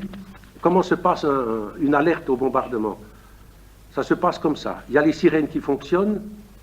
Alors, les gardiens crient « Aufstehen, anziehen, habillez-vous debout ». Et puis, ils ouvrent le loquet, mais à clé, ça reste fermé. Alors, on se lève et puis on attend si ça vient bombarder à sauver. Je dois vous dire que par la suite, on se retournait dans son lit et puis on se disait si seulement il prenait sur la gueule et nous aussi, puis c'est fini, vous comprenez, hein? Parce que, moralement, ça nous faisait plaisir de voir qu'il y avait des bombardements. Alors, nous sommes partis de là pour aller à Coblence. Là, les transports, je vais vous en raconter de nouveau un autre, c'est un transport dans des wagons cellulaires. Ce sont des wagons où il y a des petites cellules, vous pouvez tenir un homme tout seul, ou 3 ou 5. Alors nous étions collés les uns aux autres, hommes, femmes, il n'y a pas d'enfants, les uns aux autres. Je dois vous dire que nous n'avions aucune réaction, absolument du tout, mais on était heureux de se trouver avec des femmes, parce que souvent, on se demandait s'il y en avait encore sur la terre. C'était des transports, je dois vous dire que mon ami Jean-Louis, qui était un de mes camarades, est mort à côté de moi. Il n'est pas tombé parce qu'il n'y avait pas de place. Sa tête était sur mon épaule, vous ne pouvez pas tomber. On est tellement serré, et puis il fait chaud, vous avez soif, et puis alors on s'affaisse, et puis il y en a qui meurent, ceux qui n'ont pas la constitution. Puis quand on arrive à la station, on les sort, et puis c'est fini. Puis c'est prêt, puis après des autres, et c'est ainsi que ça se passe. Alors nous arrivons à cette fameuse prison de Coblence. Coblence, ce n'était pas une prison, c'est un ancien couvent désaffecté, vieillot, vous voyez comme ça peut être. Les lits sont en bois, à peu près finis, et nous sommes 3 là-dedans. Vous savez, en Allemagne, jamais 2 prisonniers, hein. Toujours un père. Parce que chez les Allemands, la promiscuité entre hommes existe, hein. Alors il y en a toujours un 3e pour qu'il soit éventuellement jaloux. Alors nous étions là, un camarade français et un allemand, on s'est dit c'est un mouchard. Alors le soir à 6 heures, à poil, le tabouret, vous alignez vos habits sur le tabouret, le gardien ouvre, vous mettez vos effets dehors et vous êtes les 3 à poil dans votre cellule pour toute la nuit. Et dans ces vieilles cellules, dans ce vieux couvent, les punaises. Alors les punaises, alors là, les punaises, et vous en avez tout le corps, ça tombe du plafond, ça, il y en a partout. Le lendemain, moi j'étais comme ça, mes 2 camarades n'avaient rien du tout. Comme ça. Alors on allait à la promenade, je ne voyais pas clair, il y a des copains qui se foutaient de moi, puis qu'est-ce que vous voulez? Mais alors on ne dort pas quand les punaises vous tombent dessus comme ça. Pour finir, au bout de quelques jours, on n'en peut plus, on tombe de fatigue. Vous les tuez, vous ne pouvez pas les tuer, vous êtes rempli de sang, vous ne voyez pas clair, on ne sait pas ce qu'il faut faire, si c'est la nuit que ça réagit. La nourriture est comme partout, insuffisante. Et puis au bout de quelques jours, nous voilà partis pour la Westphalie, par suite de bombardements, des raillements ou des voies coupées. Nous sommes partis pour la Westphalie où je suis mis dans une nouvelle cellule, cellule A1 où nous étions 4. 4, il y a une planche pour se coucher dessus, un autre se couchait dessous, puis les 2 autres accroupis, 1 litre d'eau pour 5 jours pour les 4, et on ne se lave pas, bien sûr. Et c'est là que pour la première fois, j'avais reçu en cours de route une paire de chaussettes d'un de mes camarades, un docteur de Vesoul qui est maintenant à Mulhouse, il m'a enfilé une paire de chaussettes, il avait un colis. Moi j'ai changé mes chaussettes que j'avais depuis 8 jours au pied. Je vous prie de croire que je ne vous dis pas de mensonge. Je mets cette paire de chaussettes dans un coin et pendant que je me tourne ailleurs, mon ami Froidevaux ramasse mes chaussettes, il les a effilées, il les a mis à même le corps, il a dit c'est un scapulaire, ça va me porter chance, et tous les jours il sortait de la laine et il la chiquait. Quand il est revenu en Suisse, il est venu chez moi à Dlémont, j'ai dit Albert, raconte à mon cousin ce que tu as fait. Puis il ne se cache pas, je ne l'ai pas encore. C'était un garçon spécial, il avait la folie religieuse. Il est revenu chez moi à Dlémont, j'avais construit, je lui ai dit de me donner un coup de main, j'ai acheté un tonneau de vin à Béret, j'ai dit tu ne le boiras pas tout d'un coup, il buvait ses 2 litres par jour, Le dimanche, il ne voulait pas aller à la messe, mais il allait le lundi, puis il priait devant 2 bougies. Là, la folie religieuse. La preuve, un scapulaire, puis de la laine à chiquer, vous vous rendez compte. Enfin, bref, ceci dit en passant, et c'est là que j'ai chanté avec lui, pour remonter le moral. J'avais toujours un excellent moral, enfin toujours. J'ai chanté le Légionnaire, ça lui faisait plaisir, et puis les jours passent, et ainsi de suite. Et nous sommes embarqués à nouveau pour Wittlich, la grande prison de Wittlich, dans l'Eifel, ce n'est pas loin de la frontière luxembourgeoise, des immenses prisons, où je suis resté passablement longtemps. Alors, on arrive dans cette prison, je passe les détails de transport et tout, parce que ça se répète toujours la même chose. L'entrée se passe comme ça. Vous arrivez dans un couloir, vous êtes inscrit chez un adjudant. Vous passez plus loin, à poil. Vous allez plus loin, on vous donne une couverture, une gamelle, une paire de chaussettes, une paire de pantalons, une vareuse rayée, bien sûr, tout rayé, le calot puis les sabots. Les sabots vous vont ou ne vous vont pas, les pantalons sont trop longs, trop courts. Ils vont quand même, enfin, ils sont jetés comme ça au petit bonheur. Alors vous voyez les types, après, on avait un évêque, vous aviez des directeurs de la Banque de France, vous avez toute la gamme des hommes qu'il existe dans un pays comme la France, et surtout des intellectuels, des paysans, peu de communistes. Avec nous à ce moment-là, il n'y en avait pas, mais vous avez toutes sortes de gens, des médecins beaucoup, qui sont habillés comme tout le monde, alors on ne se reconnaît plus, on est tous les mêmes. Alors quand vous discutez avec un, il dit, ah ben moi, je suis le propriétaire des écuries de la Gacan. Comme ça. Puis moi, je suis le directeur de l'Institut catholique de Paris, et un jour, dans les baraques au camp, où je viendrai après, on est à nos baraques, sur la table au milieu, c'est longue table, comme on a au service militaire, vous êtes à poil, puis le copain sur le banc, entre les jambes, vous voyez bien où, tu les vermines. Et le copain, il dit, et puis toi, qu'est-ce que tu faisais en France? Je suis Monseigneur Piguet. Oh merde, il dit, non, continue seulement, quoi. Parce que vous voulez, c'est comme ça. Voilà, comme ça se passe. Mais oui. Alors nous sommes dans cette fameuse prison de Wittlich, où j'étais, je crois, sauf erreur, à peu près une année. Là, nous sommes 3 par cellule, et le premier dimanche, les services de vider les tinettes, vous voyez, parce qu'il y a ici, il y avait 40, il y a 80 cellules par étage, par aile. C'est immense, une aile, une là, c'est en étoile, puis au milieu, au 3e étage, il y a un podium qui s'avance au milieu de cet immense sol, et puis là, il peut diriger tout ce qu'il veut avec sa cloche et tout. Alors, moi, les types vidaient les tinettes, et dans le fond du couloir, il y a une grande fontaine où on vide les excréments des prisonniers. Après, on va remettre les tinettes. Et ce dimanche-là, tout était en gorge. Alors, comme il y avait la première cellule du service qui faisait ça, des droits communs allemands, ils ne voulaient pas aller là-dedans. Alors, ils ont pris le premier qui venait, et c'était moi. C'est le dimanche, alors j'ai dû tomber la veste, tosser mes habits, puis pendant 1 heure, j'ai pataugé dans les excréments humains pour dégorger ça. Mais depuis ce jour-là, j'ai eu à manger. Et après, on m'a sorti pour vider les tinettes. Après, on m'a sorti pour servir la gamelle. Après, j'ai fonctionné comme interprète. Et c'est ça qui m'a permis de tenir le coup. Il a fallu le faire. Et vider une tinette, vous comprenez? Vous êtes 3 dans une cellule où il y a une tinette pour un type. Et il n'y a pas de consistant puisqu'on n'a presque rien à manger. C'est toute la flotte comme ça. Alors comme c'est rempli, puisqu'on est au lieu d'un, quand vous allez vider ça, vous en prenez plein les mains, puis le reste. Enfin, c'est comme ça. Alors à un moment donné, excusez d'entrer dans des détails qui vous font rigoler, mais j'avais un camarade d'ailleurs qui vit encore, je ne sais pas si quelqu'un vous l'a déjà vu, un charcutier de Montbéliard, de Belfort, qui venait vider les tinettes avec moi, et celui qui restait en cellule était un professeur d'allemand du lycée de Belfort. Alors pendant que nous étions loin, avec son lit d'eau, il se lavait le visage, et il est parti, le reste aussi. Alors quand on rentrait, mon copain dit, non, tu pourrais bien attendre qu'on se soit aussi lavé. Vous voyez ça, parce qu'on manquait d'eau, on manquait de tout, hein. On en rigole aujourd'hui. Un couchait dans un lit, puis les 2 autres à terre, puis à tour de rôle, on changeait comme ça. Mais enfin, il y avait quand même une certaine camaraderie, et je veux en raconter une, c'était le Noël 1900, Nouvel An 1942, nous sommes 3 dans la cellule, après avoir vidé les tinettes, je rentre là, on saute au cou et on s'embrasse les 3 copains en pleurant, en passant au pays. Par un hasard, le gardien avait ouvert le chuta, puis il nous voyait nous embrasser, il ouvre, il gueule, il a cru qu'il y avait quelque chose d'autre qui se passait. Alors il y en a un qui a dû partir pendant la mienne, l'autre. Ils n'ont pas compris qu'on s'embrassait entre hommes parce qu'on avait besoin d'affection et d'amitié. Ils ne comprennent pas ça de l'autre côté, vous comprenez? Voilà des détails. Maintenant, je vais vous raconter encore autre chose.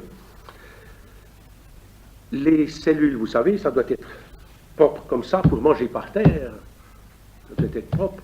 Puis sur la tinette, il y avait un couvercle en fer blanc qui doit briller comme un miroir. Et l'acide, vous voyez, pour finir, ça déteint. Et tous les vendredis, il y avait inspection. Alors nous avions dans des petites boîtes du sable pour frotter avec le doigt, pour faire briller et le parterre, et puis ce couvercle. Et puis si ça ne brillait pas, eh ben, quand le gardien venait, il reprenait la tinette, puis vous la renversait au milieu de la cellule, comme ça que ça se passe. Puis des coups de pied quelque part, et puis des hurlements, puis des gueulets. Alors vous comprenez, quand vous entendez ça, celui qui est dans la cellule, à côté ou qu'il le voit, ça lui tombe sur le moral et il en vient malade. Parce que vous avez des gens de 18 à 80 ans. Vous avez un type là, un vieux berger des Landes, qui savait presque pas le français. Je lui ai dit, mais pourquoi est-ce que tu es là? Ben, j'ai eu pendant 70 ans mon fusil de chasse, qui m'a comme l'a trouvé, pour l'a pris pour là, qu'est-ce que vous voulez? Alors, vous voyez, ces gens-là, ils meurent bien sûr d'inanition. Les jeunes mouraient, parce que les jeunes étaient soumis à des travaux là, dans la vannerie. Ils devaient fabriquer des paniers à obus. Ils étaient 15 heures dehors, debout, à confectionner leurs paniers, sans aller aux toilettes, ça coulait en bas, et ainsi de suite. Moi, je les ai vus, je vous en parle. Ils sont presque tous morts, ces jeunes garçons. Ils ont été pris ici à la poitrine, ça a été fini. Nous avons eu du travail dans ces prisons qui consistait à ceci. Nul n'était mieux placé que moi pour le savoir, parce qu'à un moment donné, c'est moi qui devais distribuer ce travail dans l'aile où j'étais. Nous recevions du front de Russie des wagons de bottes, des wagons de souliers, des wagons de casques, de sous-vêtements, de vêtements, de tout ce que comporte une armée. Nous devions tout récupérer, tous les boutons, toutes les tiges dans les bottes, les tiges de bois, les clous, des montagnes de clous. Vous vous rendez compte des montagnes, et tout ça. Il fallait, par exemple, mettre 10 bottes ensemble, les lier avec des habits qu'on avait, parce qu'on prenait ici, où est la couture, on coupait, puis ça faisait un lien. Il fallait mettre les bons boutons de côté, puis ci et ça. C'est un travail sale, plein de saloperies dans ces habits, dans ces bottes, tout ce que vous voudrez. Hein. Alors, on mettait ça dans les bottes, 10, et puis ces types devaient démonter la botte entièrement, le souiller entièrement. Oh, je peux le faire, hein. Vous savez, je connais ça par cœur. Et vous avez des gens qui ne peuvent pas se servir de leurs doigts.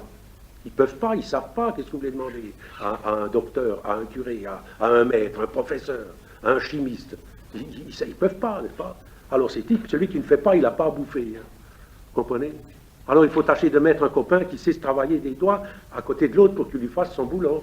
Alors c'est pénible et c'était là un peu mon travail.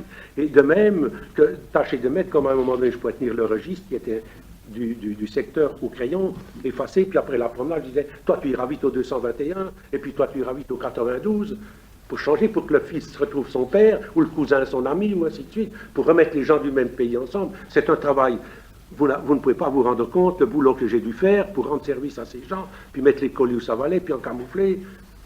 Un de mes camarades un jour ne pouvait pas démonter, il est revenu, il habite Saint-Dié. Il n'a pas pu démonter sa botte, alors il a fichu un morceau de cuir par la fenêtre, et on a trouvé ce morceau de cuir. Ils sont venus dans la cellule, je lui ai fait l'interprète, ben je vous promets que j'ai été à deux doigts à me demander si je n'allais pas étrangler le gardien en voyant tabasser mon copain, il l'a tabassé presque à la mort. Hein? Puis vous n'osez rien faire, rien. Et voilà comme ça se passe. Maintenant, évidemment, je vais vous parler de choses plus lugubres, les morts. Évidemment, au bout d'un certain temps, les gens ayant faim, manquant de tout, de nourriture, de mouvement, d'air, mouraient. Surtout chez les jeunes et les vieux, alors il fallait enterrer ces gens. Ça, c'est dans une prison.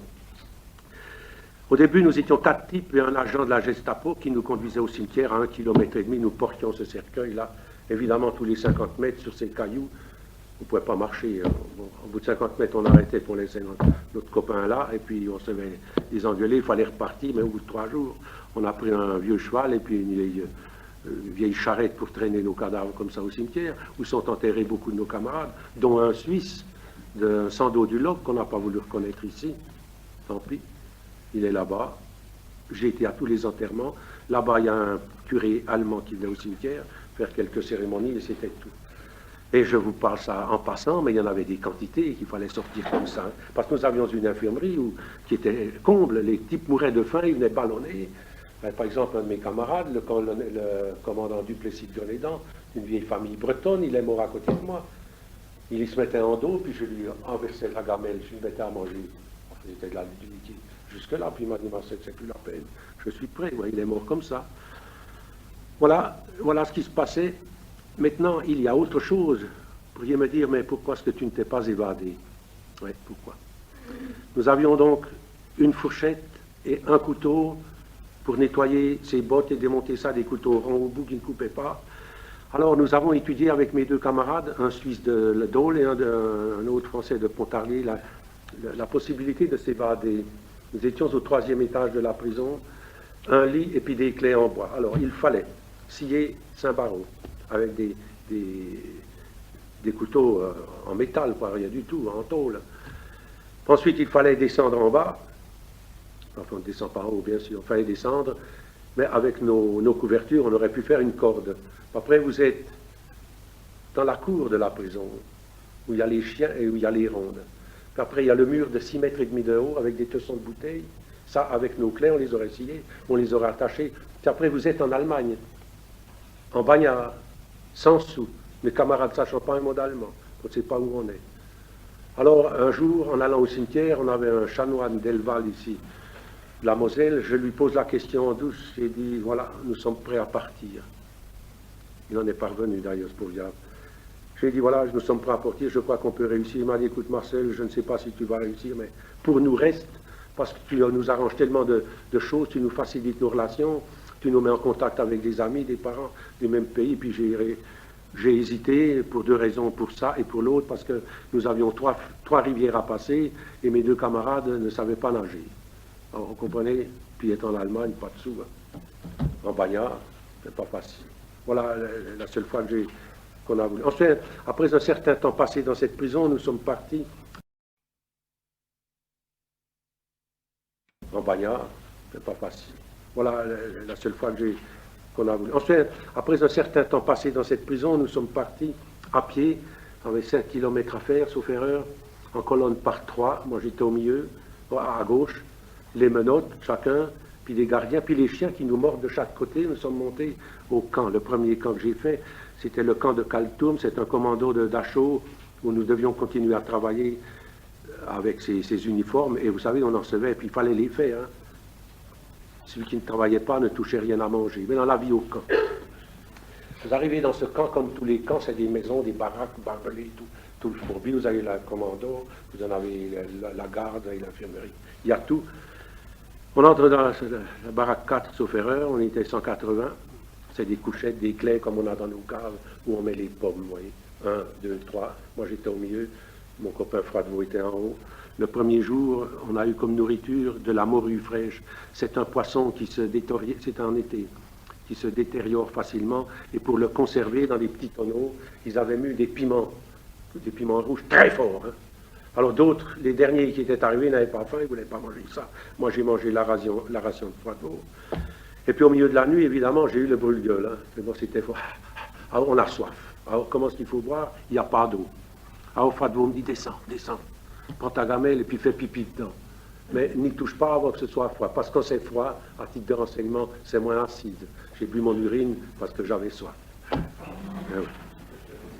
Voilà, le premier jour. Les toilettes, les tinettes, il n'y en a pas ici, comme je vous dis. Il y a dans le fond des baraques des tonneaux à goudron, comme on a sur nos routes. Alors il faut monter là-dessus pour pouvoir faire ses besoins. Alors vous vous rendez compte, hein? Il y en a qui peuvent, il y en a qui ne peuvent pas, la grande majorité. Et le matin, c'est rempli à plein bord, et tout autour, c'en est rempli. Et alors il faut commencer à nettoyer ça. Voilà l'hygiène dans les baraques où j'ai vécu, au camp de Kaltoum. L'appel se fait le matin au son du clairon. Il est à 4 heures, il est à 5 heures, il est à 6 heures, à 7 heures, ça dépend le commandant. Il dure 3 minutes, il dure 3 heures. Tout le monde sort, y compris les cadavres. Quand l'appel est fini, les préposés, moi j'étais toujours préposé à ces corvées-là, on charge des cadavres sur des charrettes, il n'y avait pas de four à gaz, on les mettait dans des trous, une couche de chaud, puis le lendemain une nouvelle couche, et ainsi de suite. Vous vous réveillez le matin, le copain avec qui vous avez discuté est mort, de faim, alors vous le prenez, puis vous le sortez comme ça. On discute avec lui, comme ça, puis c'est fini, quoi. On les sort, puis c'est prêt. Je parle sans regret, vous comprenez, ça m'est égal. J'ai tellement été fait à ça que ça m'est égal, c'est comme j'aurais fait autre chose. Enfin, ça se passait comme ça. J'avais mon ami Mazzoni de Belfort qui était préposé à la cuisine. On appelle ça la pluche, celui qui pèle les pommes de terre. Enfin, des immenses chaudrons de 200 litres, des chaudières, remplies de pommes de terre. Et puis, comme il revenait au camp le soir, on lui disait, tu pourrais de temps en temps nous apporter une patate. Alors, ce jour-là, il lève son couvercle et puis on avait des caleçons ficelés dans le bas. comme on n'a pas en Suisse. En France, ça se fait. Alors il a pris ses pommes de terre, puis au moment où il veut fermer ça, il sent le gardien derrière lui. Il se dit, je suis foutu. Alors qu'est-ce qu'il fait? Il ouvre ses pantalons, puis il les laisse tomber entre la peau et le caleçon. Hein. Des pommes de terre bouillantes. Hein. Vous allez voir maintenant, il est encore tout marqué. Hein. Et il n'a pas lâché le morceau. Hein. Il est revenu dans la baraque, au camp, avec la plure collée à ses... parce que s'il avait fait ça, il était rayé, puis peut-être, je ne sais pas quoi, mis au cachot pour toujours. Comme moi, un jour, au camp, comme je distribuais la gamelle à midi, nous avions ce jour-là des patates, et vous ne pouvez pas en avoir 4 de pommes de terre. Vous avez 3 petites pommes de terre, elles sont dans des filets en sac. Vous mettez 3 pommes de terre là-dedans, vous fermez le sac comme une tabatière, puis vous mettez ça dans la chaudière avec le sac. Un filet. Donc c'est la ration, 3, il n'y en a pas 4. Mais à un moment donné, on a eu quand même quelques jours des pommes de terre qui n'étaient pas dans les petits sacs. Et la section allemande, les droits communs allemands, dans ces prisons, il y a aussi des droits communs. On leur avait volé un panier de pommes de terre que j'avais réparti pour mes camarades. Évidemment, quand les Allemands sont arrivés, ils ont vu ça, il y a eu une enquête, il n'y en avait pas 36, il y avait mon copain et moi qui étions fautifs, on a été avec les 2 Français. Alors on a été appelé chez le commandant, on a renié, bien sûr. Alors ils ont pris le quart. Le quart, c'est une tasse en tôle avec une anse. On appelle ça un quart en France, hein, Camille. Alors, ils l'ont tapé sur le front jusqu'à ce que le sang coule et lui a mis dans son chose comme ça, puis tu as fiché au nez. Hein. Moi, j'ai eu pour 3 jours d'arrêt de rigueur, c'est-à-dire dans cette prison, il y a les arrêts de rigueur. C'est des arrêts simples, pourtant on est en prison déjà. Hein. Il y a encore, alors l'arrêt de rigueur, c'est des petites cellules où on est 1 demi-mètre debout, de haut. On est toujours comme ça. Pendant 3 jours, j'étais là-dedans. Voilà. Voilà comment j'ai été puni pour avoir fait ça. Encore j'étais content. Hein. Ce que j'en suis maintenant. J'en suis donc au camp. Je vais vous dire que j'ai, pour le chef du matériel, l'allemand, l'adjudant, il avait des feuilles de tabac. Et je devais lui couper son tabac fin pour la pipe. Alors j'avais un autre camarade qui nettoyait les bureaux. Et puis il m'a chauffé, il m'a pris du tabac pour lui. Il a dit, mais moi, il a pesé, je dois lui rendre tant. Moi, il n'était pas foutu, il fout un peu d'eau dessus, quoi, c'est la différence. Comme ça. Là, ici, c'est le plus grand coup de ma déportation. Nous avons préparé parmi ces habits allemands que nous avions des uniformes pour s'évader de nouveau. Étant quelques camarades qui savions bien l'allemand, qui voulaient nous évader. Et il y a eu d'autres camarades qui clandestinement préparaient ça. Nous nous sommes trouvés les 4 à faire le coup dur en même temps. Les Allemands ont surpris les autres, un a été tué, un Allemand a été tué, et puis moi et l'autre, on ne nous a pas trouvés, on a pu se sauver. J'étais à quelques mètres quand l'autre Allemand a été tué, et puis l'autre aussi. C'est dur, vous savez, quand il faut assister. Enfin, pas rentrer dans les détails. Ça a été fini, mais un camarade a été exécuté, puis l'autre a été tué sur le coup. Puis nous deux, on n'a rien vu parce qu'on ne nous a pas vus, à moins d'eux. Voilà la vie au camp. Je crois à peu près vous avoir tout raconté. Vous pourrez après me poser des questions. Ensuite de là, nous sommes redescendus dans les prisons de Wittlich, où la vie de prisonnier a continué à travailler. Moi, j'avais à longueur de journée des transports à effectuer, depuis à 4 étages, porter ces ballons. C'est là que j'ai attrapé une hernie. Je portais à longueur de journée. J'ai relu aujourd'hui mes mémoires. Certains jours, je faisais 500 marches d'escalier avec 60 kilos. Monter, descendre, je devais livrer et rapporter en bas. Ces habits, nous devions les mettre dans des presses, comme on presse du foin, vous voyez, pour que ça ne prenne pas de place. Des sacs de clous, des sacs de cuir, des sacs de casques, de gourdes, enfin, vous voyez, tout ce qu'il y avait. Et je vivais de temps en temps avec les droits communs allemands. J'avais l'occasion d'aller à la cordonnerie de cette prison. Chez les droits communs, là, il y en avait un qui était condamné à vie. C'était un ouvrier boulanger, il avait cuit son patron, il avait brûlé son patron dans son four, puis il en était à vie. Et puis un curé qui en avait pour 18 mois, je ne sais pas pourquoi, parce qu'il n'était pas nazi, bien sûr.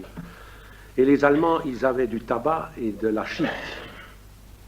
Alors moi, j'ai eu l'occasion d'avoir de la chic. Ils avaient des petites boîtes, genre de nos boîtes d'allumettes chez nous. D'ailleurs, ça existe encore en Allemagne. Et dedans, vous avez du tabac humide. Vous prenez ça et vous le chiquez. Alors moi, j'en avais de temps en temps. Et ça vous donne cette impression-là, quand vous crevez de faim, vous êtes faible, vous avez le tournis, vous êtes un peu comme celui qui se drogue, on est bien heureux, vous comprenez. Alors le soir, puis quand j'allais chez mes copains, je sortais ça, puis je leur passais, vous comprenez, j'en avais assez. Puis ils étaient contents. Et j'ai eu pendant mes 26 mois une cigarette. Je vais vous dire, comme j'en ai eu 3, mais j'ai donné les 2 autres, comment on allume une cigarette quand on n'a pas d'allumette. Comme je vous ai dit au début, nos chemises, ce sont des chemises de forçat, avec des grands boutons en verre. Alors, vous défaites de votre couverture des fils que vous mettez dans les boutons, comme on faisait autrefois, et puis on fait, vous voyez, comme des gosses. Hein. Alors, le lit, il y a des pieds en fer aigus. Alors, il faut que ce verre, ce bouton tape la conque, et dessous, vous mettez un peu de couverture, et au bout de 8 jours, les étincelles en font un amadou, vous comprenez, et vous pouvez allumer votre cigarette au bout de 8 jours. Mais il faut le faire. Hein. Voilà comme on arrive. Ouais. Ah oui, on devient ingénieux, je vous garantis. Ouais. Voilà, au bout d'un certain temps, je vais quand même avancer, au bout d'un certain temps, je suis avisé que je dois passer à la direction de la prison, on me donne les papiers, mon acte d'accusation.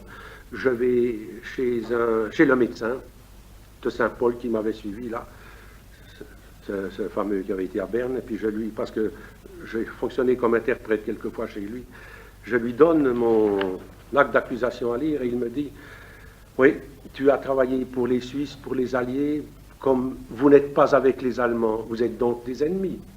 Tu seras condamné à mort, avec, il faut quand ça a été fini. Et puis, quelques jours après, je pars pour Trèves, la prison de Trèves, où je serai jugé. J'arrive à Trèves, je suis mis dans une cellule, et on me donne un avocat d'office, le docteur Goldberg. On n'avait pas besoin de parenthèse. Et le 2 octobre 1943, on vient me chercher, pagne à salade, avec mon copain Froidevaux. Je passe au tribunal, il faudrait peut-être que je vous lise quelques passages ici, ce sera mieux. Attendez.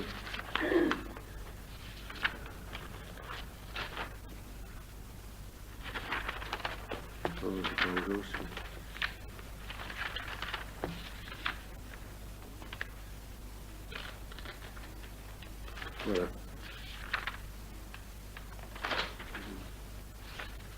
Oui, c'est par ici. Enfin, j'arrive dans cette cellule et le 2 octobre 1943, on vient me chercher pour me conduire au tribunal. Le tribunal, c'est militaire, bien sûr, mais il appelle le tribunal du peuple. Je voulais vous donner ce détail-là. Oui, c'est le samedi d'octobre 1943, 8 heures du matin, que l'on vint me chercher. Devant la prison se trouve le panier à salade attelé de 2 chevaux. Du bâtiment à la voiture, les civils font la haie. Tous ces curieux sont heureux de voir de pauvres bourgs conduits par les représentants de la force allemande. Mon ami Froidevaux me rejoint au bout de quelques instants et, le panier à salade étant composé de plusieurs petites cellules, nous fûmes mis chacun dans une et le lourd véhicule s'ébranla. Dans quelle direction, par quel chemin, je l'ignore. Au bout d'un trajet d'un quart d'heure environ, nous arrivâmes au palais de justice. Nous fûmes introduits dans la salle des assises, grande, spacieuse, bien éclairée. Je suis sur le banc des accusés, ayant à ma droite mon ami Albert. Il nous est interdit de parler, mais nous n'observons pas la consigne. Devant moi, sur le fond, le tableau d'Hitler. Les sièges et les pupitres sont disposés de la même manière que chez nous. Au bout de quelques instants arrive mon avocat. Je pensais qu'il viendrait encore près de moi et me poserait certaines questions, mais je lui suis certes peu intéressant, car pendant les 10 minutes d'entrevue que j'ai eues avec lui quelques jours auparavant dans ma cellule, je m'aperçus de suite que je ne l'intéressais pas. Presque en même temps que mon avocat, entre le procureur, qui, revêtu de son manteau rouge, prend place à son pupitre et commence à compulser le dossier qu'il a devant lui. Mon défenseur, lui, est revêtu de miroir. Il a l'air mauvais et laisse l'impression de se prêter à toutes sortes de manœuvres louches. La porte s'ouvre et la cour entre. Le président prend place et les autres officiers rejoignent leurs places respectives. Puis, au garde à vous, faisant le salut hitlérien, tous prononcent le serment. Le président et son secrétaire sont également revêtus de rouge, alors que les 4 officiers supérieurs sont en uniforme de sortie. La séance est ouverte. Je dois confirmer mon identité. La parole est au procureur qui, en vertu des accusations portées contre moi, conclut à la peine de mort. Des questions me sont encore posées sans ordre. Ici, comme à Besançon, lors de mon premier jugement, le président me reproche les services faits en Suisse, me dit que je n'ai pas entièrement donné lors de mes interrogations, mes états de service pendant cette mobilisation. Il me dit être bien au courant de mon activité en France, me reproche mes nombreuses relations avec ce pays et pour dire me dit qu'il est vrai que dans l'armée suisse on effectue peu de services, mais que plus spécialement dans le corps des officiers, il ne manque jamais une occasion de maintenir nos relations militaires. Il ajoute que chaque fois que deux officiers se rencontrent chez nous, ils ne pensent qu'à parler militaire. Il me pose encore la question de savoir quelle serait l'attitude d'un tribunal suisse s'il avait l'occasion d'avoir chez lui à juger un officier de l'armée allemande ayant été arrêté dans les mêmes conditions que moi en Suisse. Je lui ai répondu que cela n'était pas de ma compétence et que je n'avais pas à juger de quelle manière un étranger arrêté en Suisse est puni. Plusieurs questions me furent posées. Voilà. Cet interrogatoire ayant duré plusieurs heures, il y eut à 1h après-midi une interruption et l'on me reconduisit dans nos cellules, toujours au moyen du même transport. Vers 3h30, nous nous retrouvons, mon camarade et moi, sur le même banc des accusés. Comme la cour n'est pas encore là, j'en profite pour poser à mon avocat quelques questions lui demandant notamment ce qu'il pensait de mon affaire. Il me répond alors textuellement « Si liegen spitzig, vous couchez sur la pointe ». J'en savais assez, je me cramponnais pour ne pas perdre mon courage et j'attendis que la cour entrât. La séance reprend par le Heil Hitler, puis la parole est donnée au docteur Goldberg, mon défenseur. Dès la première parole prononcée, il est vrai en allemand comme toutes les libérations en général, je compris encore une fois que la présence de cet homme n'était que pure formalité et qu'il ne pouvait pas faire beaucoup pour ma défense car il serait aussi puni pour avoir ainsi porté atteinte aux intérêts du Grand Reich en défendant trop énergiquement ma cause. Ensuite, le procureur, dans son réquisitoire, ne cessa de me faire un tas de reproches concernant mon passage en France, mon activité dans ce pays et le zèle que j'avais mis à obtenir des renseignements destinés aux autorités françaises, suisses et anglaises. Enfin, il me reprocha des tas de choses. Peu importait le pays pour lesquels je travaillais, car les preuves étaient suffisantes au dire du procureur pour dire que j'étais un agent étranger, soit ennemi de l'Allemagne. Le réquisitoire du procureur étant terminé, j'eus l'occasion de prendre la parole pour ma défense. C'est avec je ne sais quel courage que je répondis à ces messieurs que mon passage en France n'était pas du tout ce qu'ils croyaient, que je n'avais pas travaillé contre les intérêts du Reich, que je n'étais ni un agent suisse ni un agent à la solde de l'étranger, que je ne pouvais pas accepter le reproche de non-neutralité de mon pays et de ses connivences avec des pays ennemis de l'Allemagne. Sur ces dernières paroles, tous mes membres se mirent à rire et se moquèrent de moi, ce qui montrait bien l'opinion qu'ils avaient de notre pays. Leur président me répondit que le fait que j'admette ou pas cette accusation de mon pays lui était bien égal. Puis la cour se retira pour délibérer. Pendant les 5 ou 10 minutes d'absence de celle-ci, je me recueillis et je demandai à Dieu la force de supporter le verdict qui allait peut-être prononcer. La grande porte s'ouvre et laissa passer les officiers de la cour qui se mirent debout à côté de leur siège. Le président, d'une voix grave et solennelle, donna connaissance du jugement qui était ainsi conçu. Marcel Nussbaumer, officier de l'armée suisse, est condamné à mort pour avoir nui très gravement aux intérêts du Grand Reich. Ensuite furent énumérés dans tous leurs détails les raisons qui avaient amené la cour à rendre cette sentence de mort. Je ne me souviens pas de ces motifs, car après la première phase, j'en savais assez. Immédiatement, le gardien qui se tenait à mes côtés me passa les lourdes menottes de fer. Mais stoïque, je supportais ce verdict et en moi-même j'étais fier de faire le sacrifice de ma vie pour mon pays. Puis commença l'interrogatoire de mon ami Froidevaux. Froidevaux répondit « Je suis un ancien légionnaire, je n'ai pas de patrie, je m'en fous. » Et il a tout raconté ce qu'il avait fait. Il a été condamné à 5 ans de travaux forcés qu'il a fait chez un fermier en Allemagne où il n'a jamais été si bien de sa vie, et à la fin de la guerre, il est rentré. Voilà. À présent, je suis donc condamné à mort. Je veux éviter la lecture. J'ai donc obtenu, après des démarches à écrire pour demander qu'on remette ma peine, j'ai pu être renseigné par l'aumônier allemand qui est venu me voir. Il m'a dit qu'il faut seulement demander une clémence et c'est tout ce que vous pouvez faire. Et le gardien m'a ensuite dit, vous n'aurez pas de remise de grâce, car je n'en connais pas qui ont remis des grâces ici, sont exécutés, et vous êtes exécutés à la hache. Le jour était fixé, parce que là, on ne les tirait pas, on les exécute à la hache. J'ai vécu dans cette cellule à peu près encore 18 jours, 20 jours, je ne me rappelle plus. Je pourrais vous donner un peu lecture.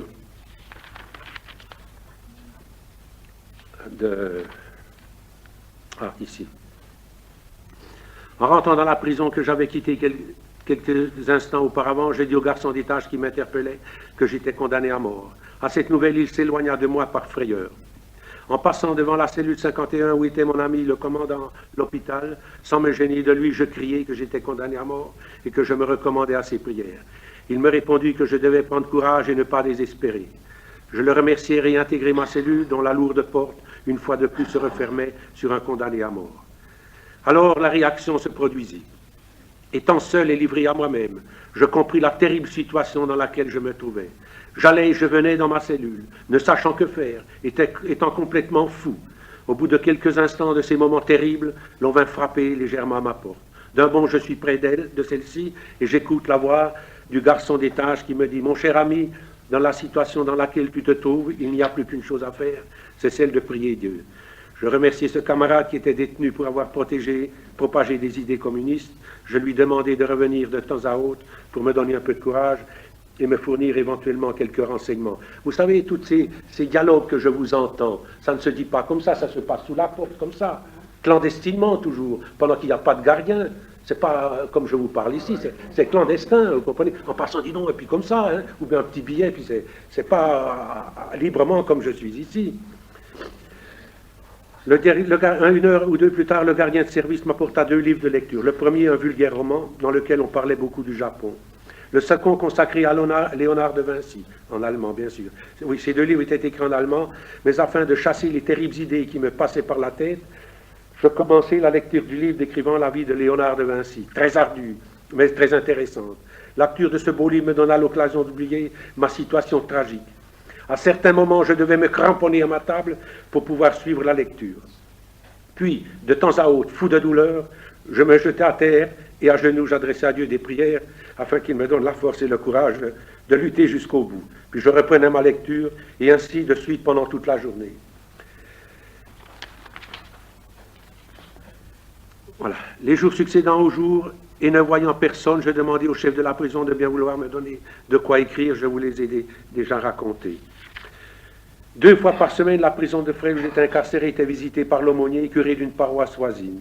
Dès que j'appris ces visites, je demandai au gardien de m'annoncer, à celui-ci désirant le voir. J'avais déjà pris contact avec lui une fois avant ma condamnation. Je préparai à son intention un petit brouillon de mon recours en grâce. Il est certain que pour moi la chose n'était pas très facile, du fait que le recours devait être écrit dans la langue allemande. Enfin, l'aumônier arriva. Celui-ci en cachette du gardien en faction devant la porte du parloir où je se tenais, me fit la correction de mon brouillon. Je dus lui donner ma parole que jamais je ne parlerai de cette entrevue et que je ne ferai mention du service qu'il me rendait. C'est aussi dans ce petit parloir, en cachette des sentinelles, l'aumônier me donna la Sainte Communion et je lui demandai même de ne pas oublier de me faire appeler la prochaine fois. Après cette visite de l'aumônier, je retournai dans ma cellule et, à propos, je fis mon recours en grâce. J'abrégea autant que possible les phrases en essayant d'être plus explicite possible. J'évoquai surtout le souvenir de mes parents m'attendant vers mon retour en Suisse, et plus particulièrement celui de mes vieilles tantes. Je remis au gardien-chef en le priant de bien vouloir faire parvenir celui-ci aux hôtels logeants, place Bellevue, à Berlin. Au bout de 2 jours, je fus à nouveau appelé par le gardien, qui me conduisit dans le petit parloir où se trouvait l'aumônier. J'avais préparé à cette intention ma confession, qui devait être la dernière. Inutile de dire que celle-ci, je n'ai pas été obligé de me confesser, parce que je ne pouvais plus. C'est avec de grandes difficultés, traint par un serment de cœur, que je dis au prêtre que je ne pouvais rien dire, je ne pouvais pas parler. Mais il était impossible de parler.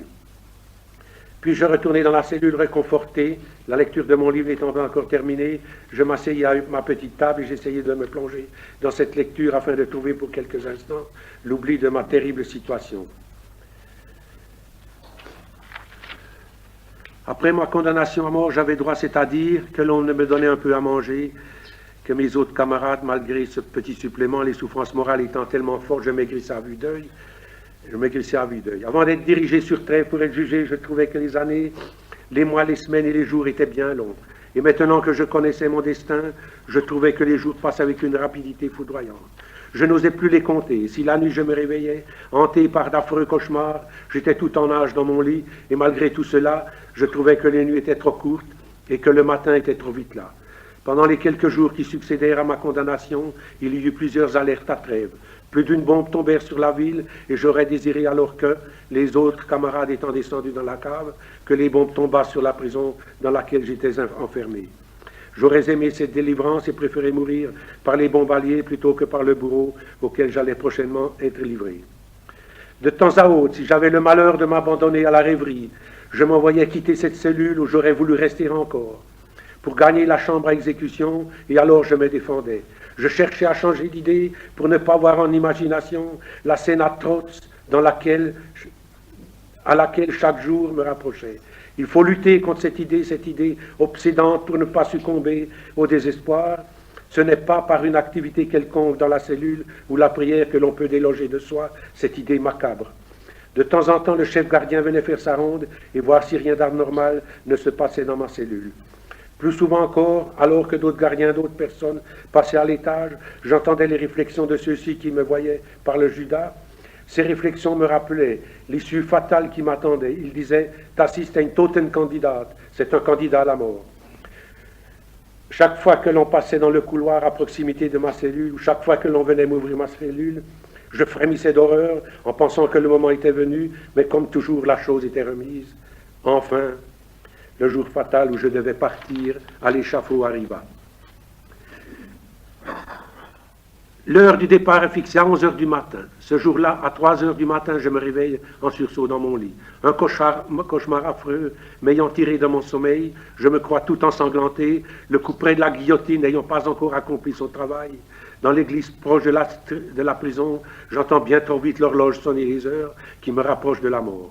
Alors, même que le dernier jour, j'ai absorbé ma maigre pitance du matin, je viens dans ma cellule, je pense à mon pays, pays de la liberté, où j'ai passé d'heureux jours. Je passe sur certaines choses, vous m'excuserez. Alors, je me raidis, et malgré tout, j'étais fier de mourir pour mon pays. Il est environ 9h30 du matin. La porte s'ouvre et d'un bond, je suis debout. Je prends la position, alors obligatoire, pour répondre à la personne qui entre. Je crois ma dernière heure venue. En effet, arrive un monsieur civil porteur d'un papier. Il me demande mon nom, ma condamnation. Après mes réponses, il me dit de le suivre. Je lui demande si je dois prendre quelque chose avec moi. Il répond que ce n'est pas la peine. Nous descendons alors au bureau de la prison, où se tiennent deux autres messieurs qui, à notre arrivée, se lèvent. La personne m'ayant cherché me regarde dans les yeux et me fait la communication suivante. Sie kommen wieder nach die Schweiz. Je demande, was? Sie kommen wieder nach die Schweiz. Je demande encore une fois, bitte schön. Et na, nous devons vous conduire à la frontière. Oui, c'est-à-dire en allemand, vous rentrez en Suisse, pour ceux qui ne savent pas l'allemand. 3 fois de suite, j'ai posé la question, je n'y croyais pas. Ja, ich muss das Telegramm vorlesen. Je dois vous lire le télégramme. Alors il me donne lecture d'une partie du télégramme venant directement de Berlin, dans lequel est indiqué que je dois être rapatrié contre échange et conduit à cet effet à la frontière. Le voyage doit avoir lieu de nuit, je n'en croyais pas mes oreilles. Et alors, pour la première fois depuis longs mois, des larmes bienfaisantes jaillissent de mes yeux. Et tout en silence, je remercie Dieu et mon pays d'être venu à mon secours. C'est ainsi que j'appris que j'allais être libéré.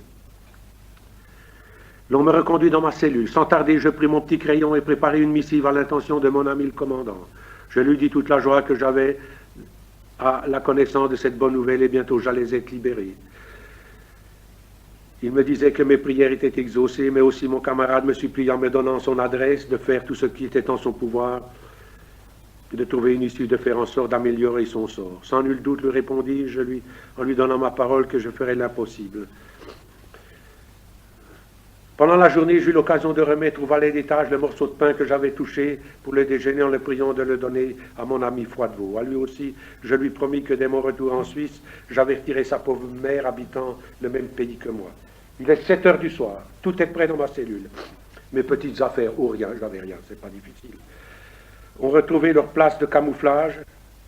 J'attends avec impatience l'heure où la porte va s'ouvrir. Enfin, l'on vient me chercher et l'on me fait descendre au parterre de la prison. Je suis enfermé dans un vaste local et bientôt l'adjudant vient me prendre. Il me regarde d'un air sévère et me dit « Vous êtes officier, oui. Donnez-moi votre parole d'honneur que vous n'allez pas vous échapper. » Je lui ai promis, il m'a dit « Mais quoi que je ne crois pas à votre parole, Vous allez marcher 1 mètre devant moi et si vous bougez, je vous descends. La nuit noire, pas de lumière à Trèves. Nous allons prendre le train et nous embarquons dans la soirée pour arriver le lendemain après-midi à 3 heures à Feldkirch, dans le Vorarlberg en Autriche.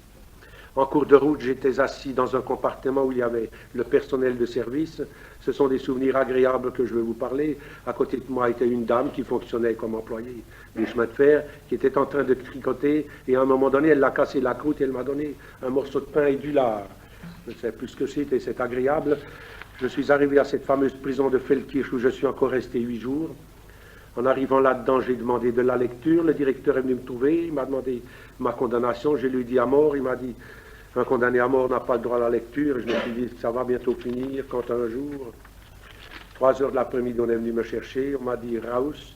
J'ai rendu ma couverture, ma gamelle, et je suis allé me raser.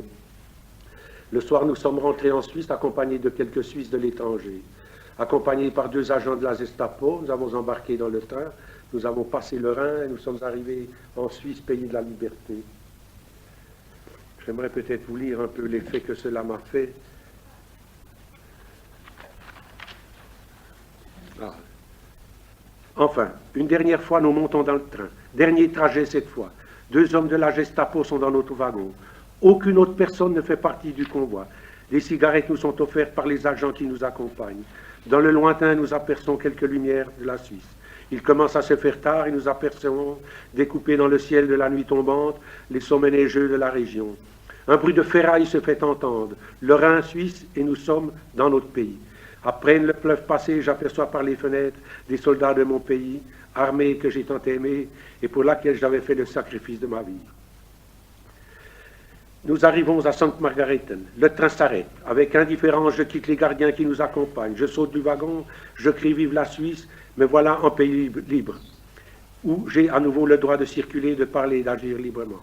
Quelques soldats sont sur le quai qui nous attendent. Un soldat suisse m'offre un paquet de parisiennes que j'accepte avidement. Puis nous entoure, nous interroge, mais je ne sais pourquoi je ne puis parler. Je ne crois pas que je suis à présent libre. Je me méfie toujours, je regarde à gauche et à droite, croyant toujours être suivi par ces terribles gardiens. Une petite visite médicale, je n'ai rien à signaler. Je suis introduit, c'est le commissaire où je dois inscrire mon nom, mon incorporation militaire, mon activité. Puis à grands pas, nous nous dirigeons vers le restaurant préposé au rapatriement. On nous reçoit amicalement, nous invitant à nous mettre à table pour un premier repas. Alors, ce premier repas, mesdames et messieurs, se passe dans un restaurant après 26 mois. Une table blanche comme partout, un potage, des saucisses à rôtir et des macaronis, et je ne sais pas ce qu'on a bu, je ne m'en souviens pas. Quand on a eu mangé ça, on crevait de faim, inévitablement. On a mangé de la confiture de prunes avec de la goutte jusqu'à 2 heures de la nuit. Mais avant de manger, pour vous dire comme l'homme est ingrat, hein, nous avions parmi nous le pasteur de Purie, qui avait été prisonnier à Lyon, et nous dit alors, mes chers camarades, vous avez déjà oublié, on mangeait sans avoir fait notre prière, nous qui avions crevé de faim pendant 26 mois, la reconnaissance était déjà oubliée. Vous vous rendez compte comme l'humain est. Et nous avons bu, nous avons discuté de tout et de rien. Moi j'étais le plus ancien, c'est moi qui en avais le plus long, j'étais condamné à mort. Je suis allé après coucher dans un lit. Vous savez ce que c'est qu'un lit, moi aussi. Eh bien j'ai couché dans un lit blanc, un lit. Je regardais à gauche, je regardais à droite, je me suis dit, mais c'est pas vrai.